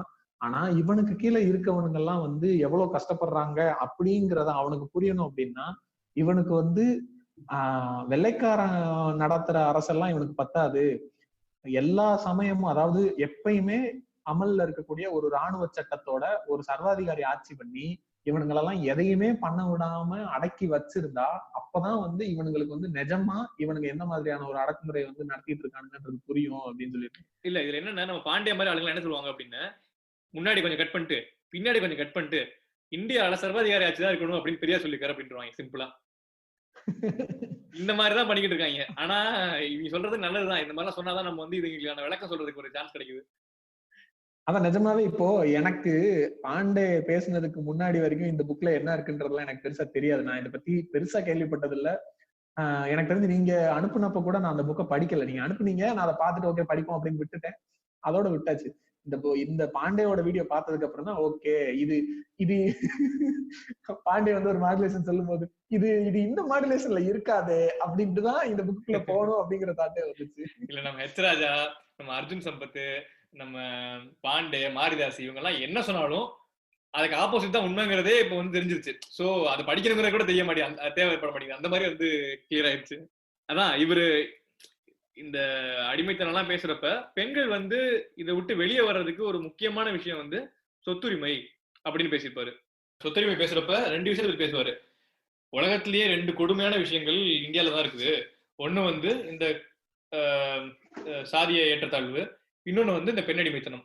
இந்த 2மே வந்து ரொம்ப வந்து மனிதத்தன்மையற்ற செயல். அது நம்ம இந்தியால ரொம்ப எல்லா இடத்துலயும் இருக்குது சொல்லுவாரு. ஆமா, இப்போ இந்த சொத்துரிமை விஷயம் வந்து ஆக்சுவலா மெயினா அவர் எதுக்கு பேசுவாரு அப்படின்னு பார்த்தோம் அப்படின்னா, பெண்கள் விடுதலைக்கு மெயினான ஒரு ஒரு ஒரு என்ன சொல்றது ஒரு விஷயம் வந்து அவங்களுக்கிட்ட சொத்துரிமைன்னு ஒண்ணு இல்லாததுனால எல்லா நேரத்திலயும் அவங்க வந்து யாரோ ஒருத்தரை டிபெண்ட் பண்ணி வேண்டி இருக்கிற கட்டாயம் இருக்கு. இப்போ ஃபார் எக்ஸாம்பிள் வந்து ஒரு பெண் வந்து கல்யாணம் பண்ணிக்கிறா, கல்யாணம் பண்ணதுக்கு அப்புறம் அந்த கணவன் இறந்துட்டான் அப்படின்னா இவங்க எப்படியும் அந்த பொண்ணை வேற யாரையும் கல்யாணம் பண்ண விட போறதும் கிடையாது. அப்போ அந்த பொண்ணு வந்து தனியா அவளுக்குன்னு வேலைக்கு போய் சம்பாதிக்கவும் முடியாது, அவளுக்குன்னு சொத்து உரிமையும் கிடையாது. அப்ப அந்த பொண்ணு என்னதான் பண்ண முடியும்? ஒண்ணும் பண்ண முடியாம அவங்க அப்பா அம்மா உயிரோட இருந்தா ஒருவேளை அந்த அவங்க அப்பா அம்மா வீட்லயே இருக்கலாம். அதுவும் இல்லை அப்படின்னா யாரோ ஒரு சொந்தக்காரங்கள் வீட்டுல, ஒரு மாமா வீட்டுல, ஒரு அத்தை வீட்டுலன்னு லைக் ஒரு அடிமையா தான் போயிருக்கணும். கிட்டத்தட்ட ஸ்லேவ் மாதிரி என்னென்ன வேலைகள் சொல்றாங்களோ அந்த வேலைகள்லாம் செஞ்சுக்கிட்டு அவங்க மூஞ்சிக்கு முன்னாடி வராம அந்த விசேஷத்துல கலந்துக்கிறாம அவங்க வீட்டுக்குள்ளேயே இருக்கணும். இப்ப இதுவே சொத்துரிமை அப்படிங்கிறது மேண்டேட்ரி அப்படின்னு ஆயிடுச்சு அப்படின்னா அந்த அப்பா அம்மா இறக்கும் போதோ இல்ல கல்யாணம் பண்ணி கொடுக்கும் போதோ இந்த பொண்ணுக்கும் பாதி சொத்துன்னு தனியா ஆயிடுச்சு அப்படின்னா அப்ப அவளுக்குன்னு ஒரு உரிமை இருக்கு தனியா. இந்த பினான்சியல் ஸ்டேட்டஸ் அப்படிங்கிறது நிறைய இடத்துல வந்து ஒரு ஒரு இண்டிபெண்டன்ஸை கண்டிப்பா கொடுக்கதான் செய்யுது இல்லையா? சோ அதனாலதான் இந்த சொத்துரிமை பெண்களுக்கு ரொம்ப முக்கியம்ன்றத வந்து இவர் வந்து கொண்டு வந்தது. இந்த புக்ல பார்த்தோம் அப்படின்னா எல்லாமே ஒண்ணுக்கு ஒண்ணு இன்டர் ரிலேட்டடா இருக்கணும். இப்ப கற்பு, கல்யாண விடுதலை, சொத்துரிமை இது எல்லாமே பார்த்தோம். விதவையா இருக்கிறது, அதனுடைய மறுமணம், இது எல்லாமே ஒண்ணுக்கு ஒண்ணு இன்டர் ரிலேட்டட். இதுல ஒன்னொன்னா எல்லாம் சரி பண்ணிக்கிட்டே வந்து இது சரியானாதான் இந்த முழுமையான பெண் விடுதலை வரும் அப்படிங்கிற மாதிரிதான் இந்த ஃப்ளோவே இருக்கும். இதான் எப்போ ஒரு பினான்சியல் இண்டிபெண்டன்ஸ் கிடைக்குதோ உங்க பேச்சை நான் கேட்க வேண்டியது அவசியம் கிடையாது. நீங்க வந்து நான் விதவையா இருக்கணும் அப்படின்னு நீங்க சொல்றது நான் கேட்க வேண்டியது கிடையாது. கரெக்டா? நீங்க கட்டமைக்கிற கற்புக்குள்ள நான் இருக்க வேண்டிய அவசியம் கிடையாது. நீங்க சொல்ற கல்யாணத்துக்குள்ள நான் வந்து கஷ்டப்படுத்தி வருத்திக்கு நல்லா இருக்கிறது எப்படி கிடையாது. சோ இவர் பேசிக்கா வந்து ரொம்ப எம்போர்ட் பண்ணி சொல்றது வந்து சொத்துரிமை ரொம்ப முக்கியம் அப்படிங்கிறது. நம்ம சொசைட்டில ஜெனரலாவே வந்து ஆண்களுக்கு வந்து பெண்கள் அடிமைங்கிறது கடவுள் சொல்லதாவே அப்படியே வந்து நம்புறாங்க. ஈவன் இப்ப இந்த இன்டர்நெட் காலத்துல நிறைய வந்து சோ கால்ட் அப்பர் கேஸ்ட் பிரீஸ்ட்ஸ் எல்லாம் என்ன பண்றாங்க அப்படின்னா ஓப்பனா ஸ்டேட்மெண்ட்ஸ் தராங்க. பெண்களை படிக்க வைக்காதீங்க, பெண்களை படிக்க வச்சீங்கன்னா இது சொல்ற பேச்சு கேட்க மாட்டாங்க, அவங்களுக்குலாம் வந்து படிக்க கூடாது, அது வந்து அப்புறம் 2வது கல்யாணத்துக்கு வந்து மந்திரமே கிடையாது ஓய் அப்படிங்கிறாங்க. அது வந்து அப்படி ஒரு மந்திரமே கிடையாது. 2வது கல்யாணம் பண்றது வந்து சாஸ்திரப்படி சம்பிரதாயப்படி தப்பு அப்படிங்கிறாங்க.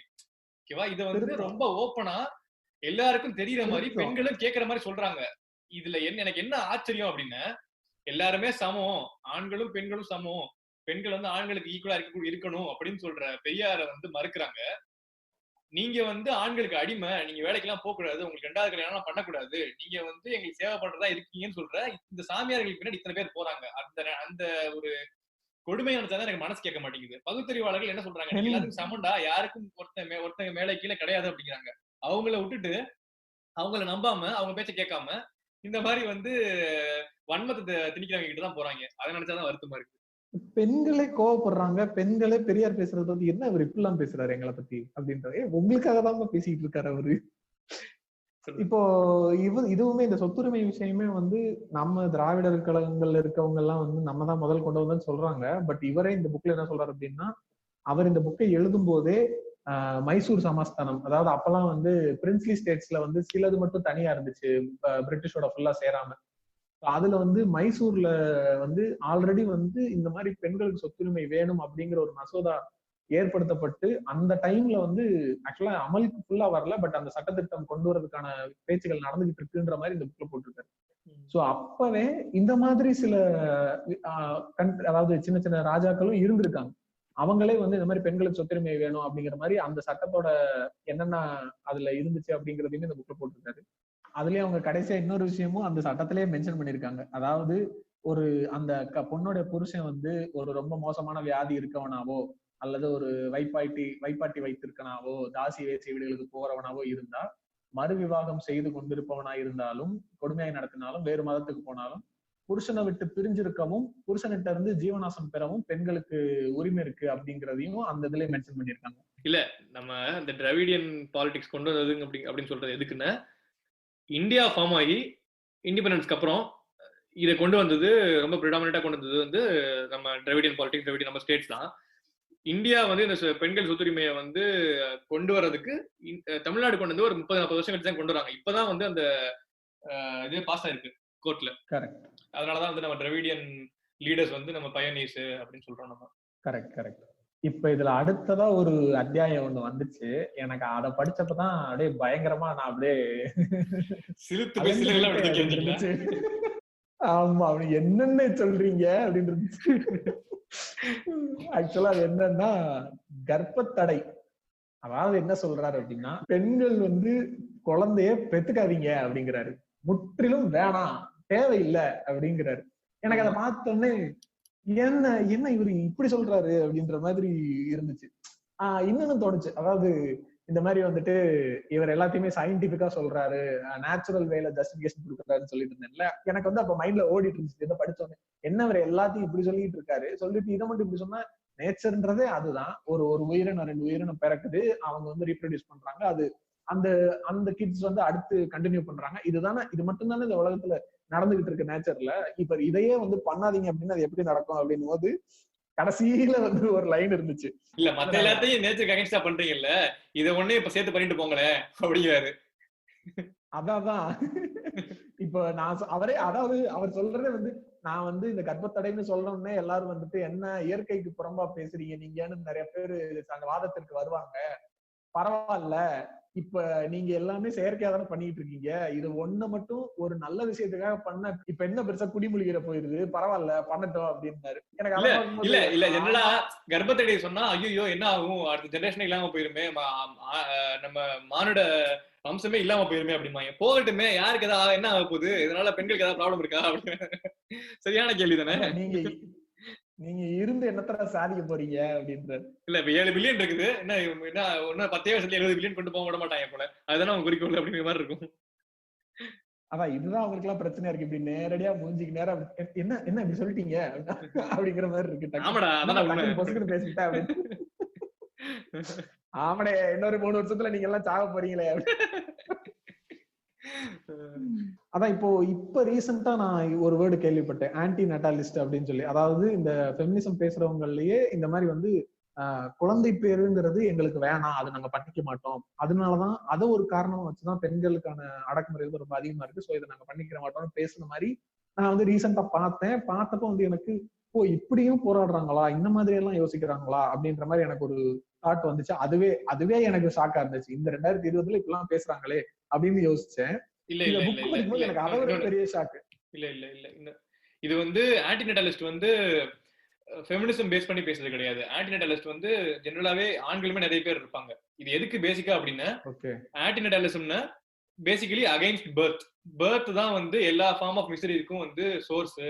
பிறக்கவே இல்லைன்னா வந்து மிசரிஸே இருக்காது இல்ல அப்படிங்கிற மாதிரி அப்படி ஒரு இது ஃபாலோ பண்ணுவாங்க அந்த மாதிரி. Okay okay okay. ஆமா, இது ஃபெமினிசம்க்கு எந்த அளவுக்கு லிங்க்ங்கிறது எனக்கு கரெக்டா தெரியல. பட் வந்து இவங்க பேசிக்கான இது என்னன்னா, நீங்க இத்தனை குழந்தைகள் பெத்து என்ன ஆயிர போகுது, அதனால என்ன யாருக்கு என்ன ஆக போகுது அப்படிங்கிற மாதிரி தான் கேள்வி.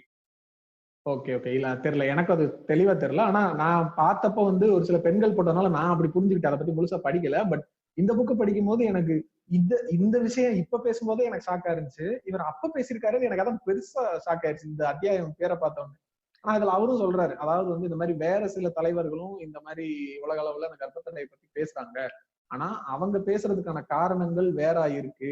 நான் சொல்றதுக்கான காரணம், நீ வந்து எந்த வகையில இந்த பொண்ணு வந்து உன்னையோட குறைஞ்சு போயிட்டா நீ பண்ற, எந்த இடத்துல வந்து நீ அவளை வந்து ஒரு லாக் பண்ற அப்படின்னா, நிறைய பெண்கள் வந்து புலம்புறதை நான் பார்த்திருக்கேன். ஒரு குடும்பம் ரொம்ப மோசமான ஒரு சிச்சுவேஷன், கல்யாண வாழ்க்கை ஒத்து போலன்னு வரும்போது, நான் எங்கேயாவது போயிடலாம்னு தான் எனக்கு தோணுது, நான் விட்டா குளத்துல போய் இறங்கிடுவேன், ஆனா இந்த குழந்தை குட்டிகளுக்காக தான் நான் பாக்குறேன் அப்படின்னு சொல்லி அந்த ஒரு காரணத்தை வச்சு அவங்களால வேற எதுவுமே தன்னிச்சையா முடிவு எடுக்க முடியல, ஃப்ரீயா எடுக்க முடியலன்றப்ப அப்படி ஒரு கட்டாயம் அவங்களுக்கு தேவையில்லை, வேணாம், எதுக்கு அது அது இல்லாம இருந்தா நீ தன்னிச்சையா முடிவு எடுக்க முடியல, உனக்கு பிடிச்சதை நீ செய்ய முடியல, இது உனக்கு ஒரு தடையா இருக்காதுல, அப்ப வேணாம், உனக்கு தடையா இருக்கதான் நீ பண்ணாத அப்படின்னு இவர் சொல்ல வர்றாரு. ஆமா, ஆனா மத்தவங்க எல்லாம் எப்படி சொல்லுவாங்க அப்படின்னா, ஜெனரலா பெண்களுக்கு உடல்நிலை சரியாம போகும். அப்புறம் வந்து எக்கானாமிக்ஸ்க்கு கண்ட்ரியோட எக்கானாமிக்காக இது பண்ணுங்க. ரொம்ப வந்து பாப்புலேஷன் இருக்கக்கூடாது, அதனால வந்து குழந்தை பெற்றுக்காதீங்க.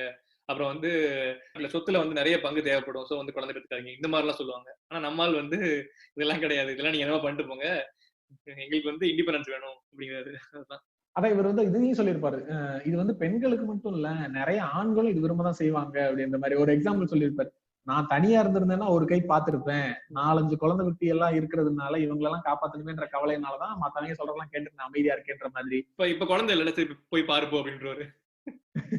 அதுதான் இப்ப என்ன புடுங்கன்னு பாப்போம், போய் பாருப்போ அப்படின்னு. இல்ல நீங்க போன எபிசோட்ல கூட பேசுனீங்கல்ல, உமன் அட் ஒர்க் பிளேஸ்ல பிரெக்னன்சி வந்து ஒரு உமனோட கேரியர்ல எவ்வளவு ப்ராப்ளமா இருக்குது.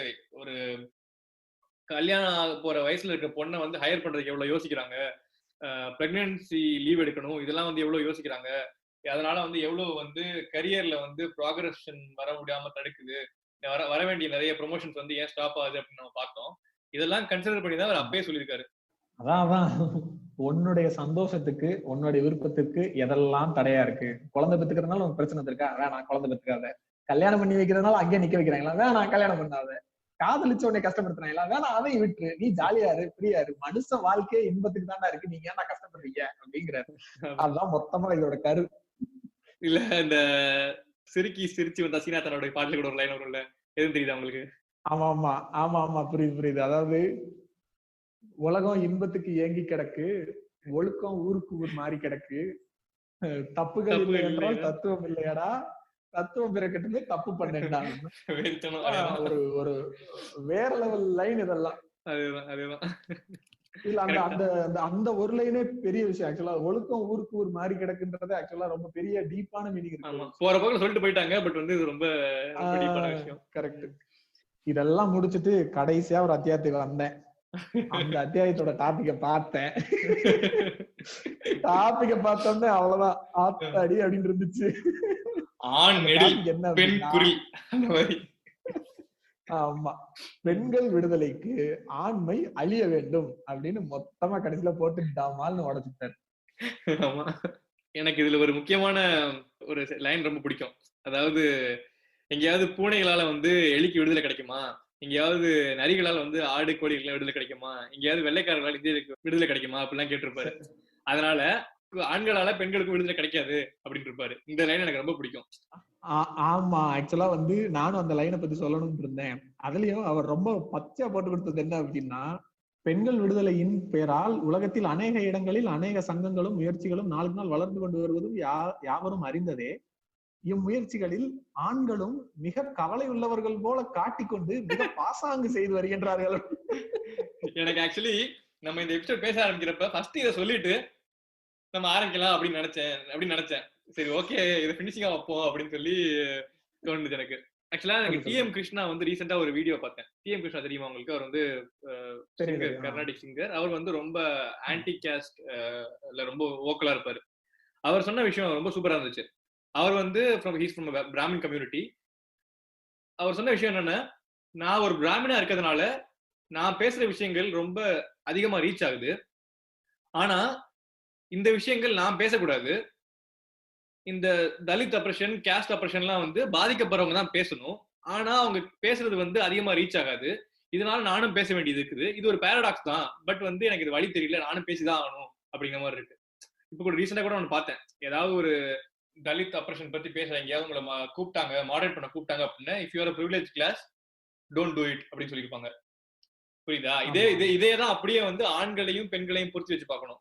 இவர் பெரியார் என்ன சொல்றாரு அப்படின்னா, பெண்கள் வந்து அவங்களா வந்து கிளர்ந்து புரட்சி பண்ணி அவங்களோட உரிமையை வந்து கேட்டு வாங்கினா மட்டும்தான் வந்து முடியும். ஆண்களால என்னதான் வந்து இந்த மாதிரி எவ்வளவுக்குதான் ப்ராக்ரெசிவா பேசினாலும், என்னதான் வந்து நினைச்சாலும் நிஜமாவே ஈக்குவலான விஷயம் கொடுக்க முடியாது அப்படின்னு சொல்லியிருப்பாரு. இத ஒரு ஆணா இருந்துட்டு இவரே சொல்றதுங்கிறது என்ன சொல்றதுன்னே தெரியல. அந்த மாதிரி ஒரு சிச்சுவேஷன். அதான் ஆக்சுவலா அதான் நான் சொல்ல வந்தேன். இப்போ எவ்வளவு நியாயமும் தனக்கு மேல இருக்கிற ஒரு கான்பிடன்ஸும் இருந்தா, ஒரு புக்கு ஃபுல்லா பெண் விடுதலை பத்தி எழுதிட்டு கடைசி அத்தியாயத்துல எவனாவது ஒரு ஆம்பளை வந்து நான் வந்து பெண் விடுதலைக்காக போராடுறேன்னு சொன்னா அவனை நம்பாதீங்க, அவனெல்லாம் பெருசா நினைக்காதீங்க அப்படின்னு அவர் புக்க அவர் எழுந்தத அவரே கிழிச்ச மாதிரி சொல்லியிருக்காரு. அதான் தக்லைஃப்ன்றது. இல்ல இந்த மாதிரி பெண் விடுதலை பத்தி எல்லாம் பேசிக்கிட்டு இருந்த மீட்டிங்ல தான் வந்து நேரா எல்லாரும் முன்னாடி எந்திரிச்சு கேட்டிருக்காங்க ஒருத்தர். இது ரொம்ப ஃபேமஸான இது விஷயம். இல்ல நீங்க எதை சொல்ல வரீங்க எனக்கு தெரியுது. அது வந்து நான் நேரா கேட்கல, பட் வந்து என்னன்னா கொஸ்டின்ஸ் வந்து சீட்டு குலுக்கி கொடுப்பாங்க. Okay okay okay. அத வந்து எடுத்து பதில் சொல்லுவாங்க. சொல்லுங்க. Okay okay. இல்ல சும்மா கதையா சொல்றப்ப இப்படிதான் சொல்லுவாங்க. அந்த மாதிரி நான் வாழணும் அப்படி கேட்டு தெரிஞ்சுக்கிட்டுதான். அதான் இவ்வளவு பெண் உரிமை பெண் விடுதலை எல்லாம் பேசுறீங்கல்ல, உங்க மனைவியை கூட அனுப்பி வைப்பீங்களா அப்படின்னு ஒருத்தர் எழுதியிருப்பாரு போல.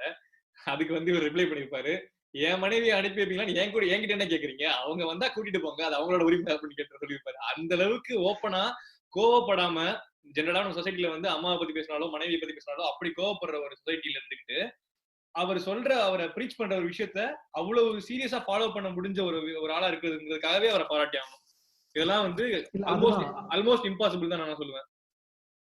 அதான் அந்த நம்ம சொல்ற இந்த பொலிட்டிக்கல் கரெக்ட்னஸ் அப்படிங்கிறது இருக்குல்ல, அது வந்து தன்னுடைய மனசுல வந்து அது டிஃபால்ட்டா எவ்வளவு தூரம் ஆழமா இருந்தா அந்த கொஸ்டினை பார்த்த செகண்டுக்கு வந்து யோசிக்காம அதையாண்டா என்கிட்ட கேட்கறான், அவர்கிட்ட தானே நீ கேட்கணும் அப்படின்றது வந்து அந்த இம்பல்சிவா வருதுல்ல. அது யாரா இருந்தாலும் நம்ம எல்லாம் என்னதான் நம்ம ப்ராக்ரெசிவா பேசினாலும் எப்படா இவன் அப்படி பேசிட்டான் அந்த ஒரு செகண்ட் ஒரு மனசு தடுமாறும்ல. அதெல்லாம் எதுவுமே இல்லாம ஏன்டா என்கிட்ட கேட்கறா அவன்கிட்ட கேள்றா அப்படின்றது வந்து ரொம்ப கேஷுவல். இல்ல சமரசம் பண்ணவே தேவையில்லை. எதுக்கு இந்த பொலிட்டிக்கல் கரெக்ட்னஸ் எதுக்கு வருது அப்படின்னா சமரசம் பண்ணவே தேவையில்லை. நான் வந்து எலக்டோரல் பாலிடிக்ஸ்ல இல்ல, எனக்கு வந்து உங்களால எதுவும் நடக்க போறது இல்ல, என்னாலதான் உங்களுக்கு ஏதாவது நடக்கணும். நான் சொல்ற நல்ல விஷயங்கள் நீங்க தெரிஞ்சுக்கிட்டு நீங்க அதை பத்தி உருப்பட போறீங்க, உங்களால எனக்கு 10 பைசா பிரயோஜனம் கிடையாது அப்படிங்கிறாரு. சோ நான் எங்கேயும் சமரசம் பண்ண தேவையில்லை, எங்கேயும் வந்து பொலிட்டிக்கல் கரெக்ட்னஸ் விட தேவையில்லை, எல்லா இடத்தையும் எப்படி இருக்கணுமோ அப்படிதான் இருக்க போறேன் அப்படிங்கிறாரு. இல்ல அத நான் வந்து எப்படி சொல்ல வரேன்னா பொலிட்டிக்கல் கரெக்ட்னஸ் விடுறதுன்றத பத்தி சொல்ல வரல, கேஷுவலாவே ஜென்ரலா சொல்றேன். இப்போ அந்த எந்த ஒரு எக்ஸ்பெக்டேஷன் இல்லாம ஜென்ரலா பேசுறாங்கல்ல, ப்ராக்ரெசிவா பேசுற எல்லாருமே யாரா இருந்தாலும் ஒரு செகண்ட் அதை பார்த்த உடனே கொஞ்சம் தடுமாறும்ல, என்ன இப்படி பேசிட்டான் அப்படின்றது. அப்ப அந்த நிஜமான விஷயத்த புரிஞ்சவங்களுக்கு அந்த ரியாக்ஷன் வரக்கூடாது தானே. இதுக்கு எதுக்கு நான் கோவப்படுறேன், அவன் அவ்வளவுதானே போட்டுறான், அவளுக்கு விருப்பம் இருந்தா போறா. அப்போ அதுல எவ்வளவு கான்பிடன்ஸ் இருக்குன்றது ஒண்ணு, இன்னொன்னு அதுல அவருக்கு எவ்வளவு இவர் பேசுற விஷயத்துல எவ்வளவு ஒரு தெளிவு இருக்குன்றதும் ரொம்ப முக்கியமான விஷயம். அண்ட் இந்த ஆண்மை அழிய வேண்டும் அத்தியாயத்துல வந்து இன்னொன்னு ஒரு இடத்துல சொல்லியிருக்காரு, ஹிந்து ரிலிஜன்ல வந்து பாத்துக்கிட்டோம் அப்படின்னா பெண்கள் வந்து கடவுள் படைப்பிலேயே பிறக்கும் போதே விபச்சாரிகளாக படைச்சிருக்காரு. அதனால எந்த இடத்துல அதான் இப்ப நீங்க சொன்ன மாதிரி இப்ப ரீசெண்டா ஒருத்தர் பேசினாரு சொன்னீங்களா, அந்த மாதிரி பெண்களை வந்து எந்த இடத்துலயும் சுதந்திரத்தை கொடுக்க கூடாது, கொடுத்தா அவங்க வந்து தப்பாதான் நடந்துக்குவாங்க, ஏன்னா அவங்க பிறவியிலே அப்படிதான்ற மாதிரி சொல்லியிருப்பாங்க. லைக் வந்து ஒரு சேயிங், அதாவது என்ன அப்படின்னா, பெண்கள் ஆண்களும் மறைவான இடமும் இருளும் இல்லாவிட்டால் தான் பதிவிரதைகளாக இருக்க முடியும் அப்படிங்கிற மாதிரி சொல்லியிருக்காங்க. இதுக்கு என்ன மீனிங் அவங்க சொல்ல வர்றாங்க அப்படின்னா, ஒரு பெண்ணை ஒரு பொது வெளியில எல்லாருடைய கண்காணிப்புலையும் வச்சுக்கிட்டே இருந்தா மட்டும்தான் அவ வந்து ஒரு செல்ஃப் கண்ட்ரோலோட இருப்பா, அவளுக்கு ஏதாவது ஒரு மைனூட் சின்ன சான்ஸ் கிடைச்சா கூட அவ அதை தப்பாதான் பண்ணுவான்ற மாதிரி. இது எவ்வளவு பெரிய மோசமான ஒரு ஒரு ஒரு இல்லஸ்ட்ரேஷன். நம்ம சயின்டிபிக் கவிஞர் வைரமுத்துலாம் கூட சொல்லியிருப்பாரு, ஆனா ஆணை விட பெண்ணுக்கே உணர்ச்சிகள் இருக்கும்லாம் சொல்லியிருப்பாரு. தூக்கிட்டு வருவாங்க அவர் எல்லாருமே. அவரு வைரமுத்து எழுதினாலே வந்து எப்பவுமே வந்து சயின்டிபிக் கதை எழுதுவார் அப்படின்னு சொல்லுவாங்க, மூடிட்டு போயிரு அப்படின்னு இருக்கும். இல்ல எனக்கு என்னன்னா, எனக்கு அந்த வரையில பெருசா பிரச்சனை இல்ல, ஆணை விட பெண்களுக்கு உணர்ச்சி இருக்குன்னா இருந்துட்டு போகுது, அது ஒண்ணும் தப்பு இல்ல. அப்படி உணர்ச்சி இருக்கிறதுனால அவ எப்பயுமே தப்பானவன் பேசுறதுலதான் பிரச்சனை இருக்கு. இல்ல இவங்க எல்லாத்தையுமே புனிதப்படுத்தியா சொல்லுவாங்க, எல்லாருக்கும் ரெண்டும் சமமா தான் இருக்க போகுது, ஆனா வந்து பெண்ணுக்கு தான் அதிகம், பெண்ணு தான் வந்து கடவுள், பெண்ணு தான் புனிதம் சொல்றதுதானே பிரச்சனை. நான் பெண்களை தாயா மதிக்கிறேன். நாங்க மட்டும் தான் நான் எப்பயா மதிக்கிறோம். சோ ஓகே, ஓரளவு முடிவுக்கு வந்துட்டோம். நம்ம இப்ப ஆல்மோஸ்ட் இந்த எபிசோட்ல இந்த புக்ல இருக்க ஜிஸ்ட் எல்லாத்தையுமே சொல்லிட்டோம். ஆனாலுமே இந்த புக்ல நம்ம இப்ப நீங்க கேட்கறவங்க இதை படிச்சீங்க அப்படின்னா நாங்க சொல்லாதையும் தாண்டி நிறைய வந்து நீங்களே அப்சர்வ் பண்ணுவீங்க, ரொம்ப பிடிக்கும் கண்டிப்பா உங்களுக்கு இந்த புக்கு. பெரியாரை பத்தி ரொம்ப ஒரு அவேர்னஸ் இல்லாம இல்ல ஒரு மத்தவங்க சொல்லி கேட்டு அந்த மாதிரியே ஒரு தாட்ஸ்ல இருந்தீங்க அப்படின்னா அவரை பத்தி தெரிஞ்சுக்கிறதுக்கு இது ஒரு ரொம்ப ஈஸியான ஒரு சிறந்த புக்கா இருக்கும். இத படிச்சீங்க அப்படின்னா, அதான் அந்த சொல்லுவாங்கல்ல, ஒரு பானை சோத்துக்கு ஒரு சோறு பதம் அப்படிம்பாங்கல்ல, இந்த ஒரு விஷயத்த படிச்சீங்க அப்படின்னா இப்படி ஒரு பயாஸ் இல்லாம இப்படி ஒரு ப்ராக்ரெசிவ் திங்கர் நம்ம சொசைட்டில வந்திருக்காங்கிறது அதை நினைச்சு நீங்க பெருமைப்படலாம் கண்டிப்பா. ஆமா, சோ இது வந்து எல்லாருமே இது பெரியாருக்காக இல்ல பெரியாரை பத்தி தெரிஞ்சுக்கிறதுக்காகன்றதெல்லாம் கூட இல்ல, இது மனுஷனா பிறந்த, அது நம்ம நாட்டுல பிறந்த எல்லாரும் படிக்க வேண்டிய ஒரு புக்கு. இத படிச்சுட்டு சப்போஸ் இதுல வந்து சில விஷயங்கள் உங்களுக்கு குறையா இருக்கு, தப்பா இருக்குன்னு புரியுதுன்னா பிரச்சனையே இல்ல, அவர் சொன்னாருன்றதுக்காக எல்லாத்தையும் அக்செப்ட் பண்ணிக்கணும்ன்றது இல்ல. உங்களுக்கு எந்த விஷயம் மறுப்பா தோணுதோ, எது தப்புன்னு தோணுதோ அதை பத்தி இன்னும் அதிகமா பல பெர்ஸ்பெக்டிவ்ஸ படிங்க. பெரியார் சொல்ற விஷயங்களா அக்செப்ட் பண்றவங்களோட டிபேட் பண்ணுங்க. நீங்க உங்களுடைய பாயிண்ட்ஸ் வைங்க, அவங்க அவங்களோட பாயிண்ட்ஸ் வைங்க. ஒரு டிஸ்கஷன் உருவாகட்டும், இந்த டிஸ்கஷன் வளரட்டும். சோ அதுதான் எல்லா விஷயத்திலயும் முக்கியம்.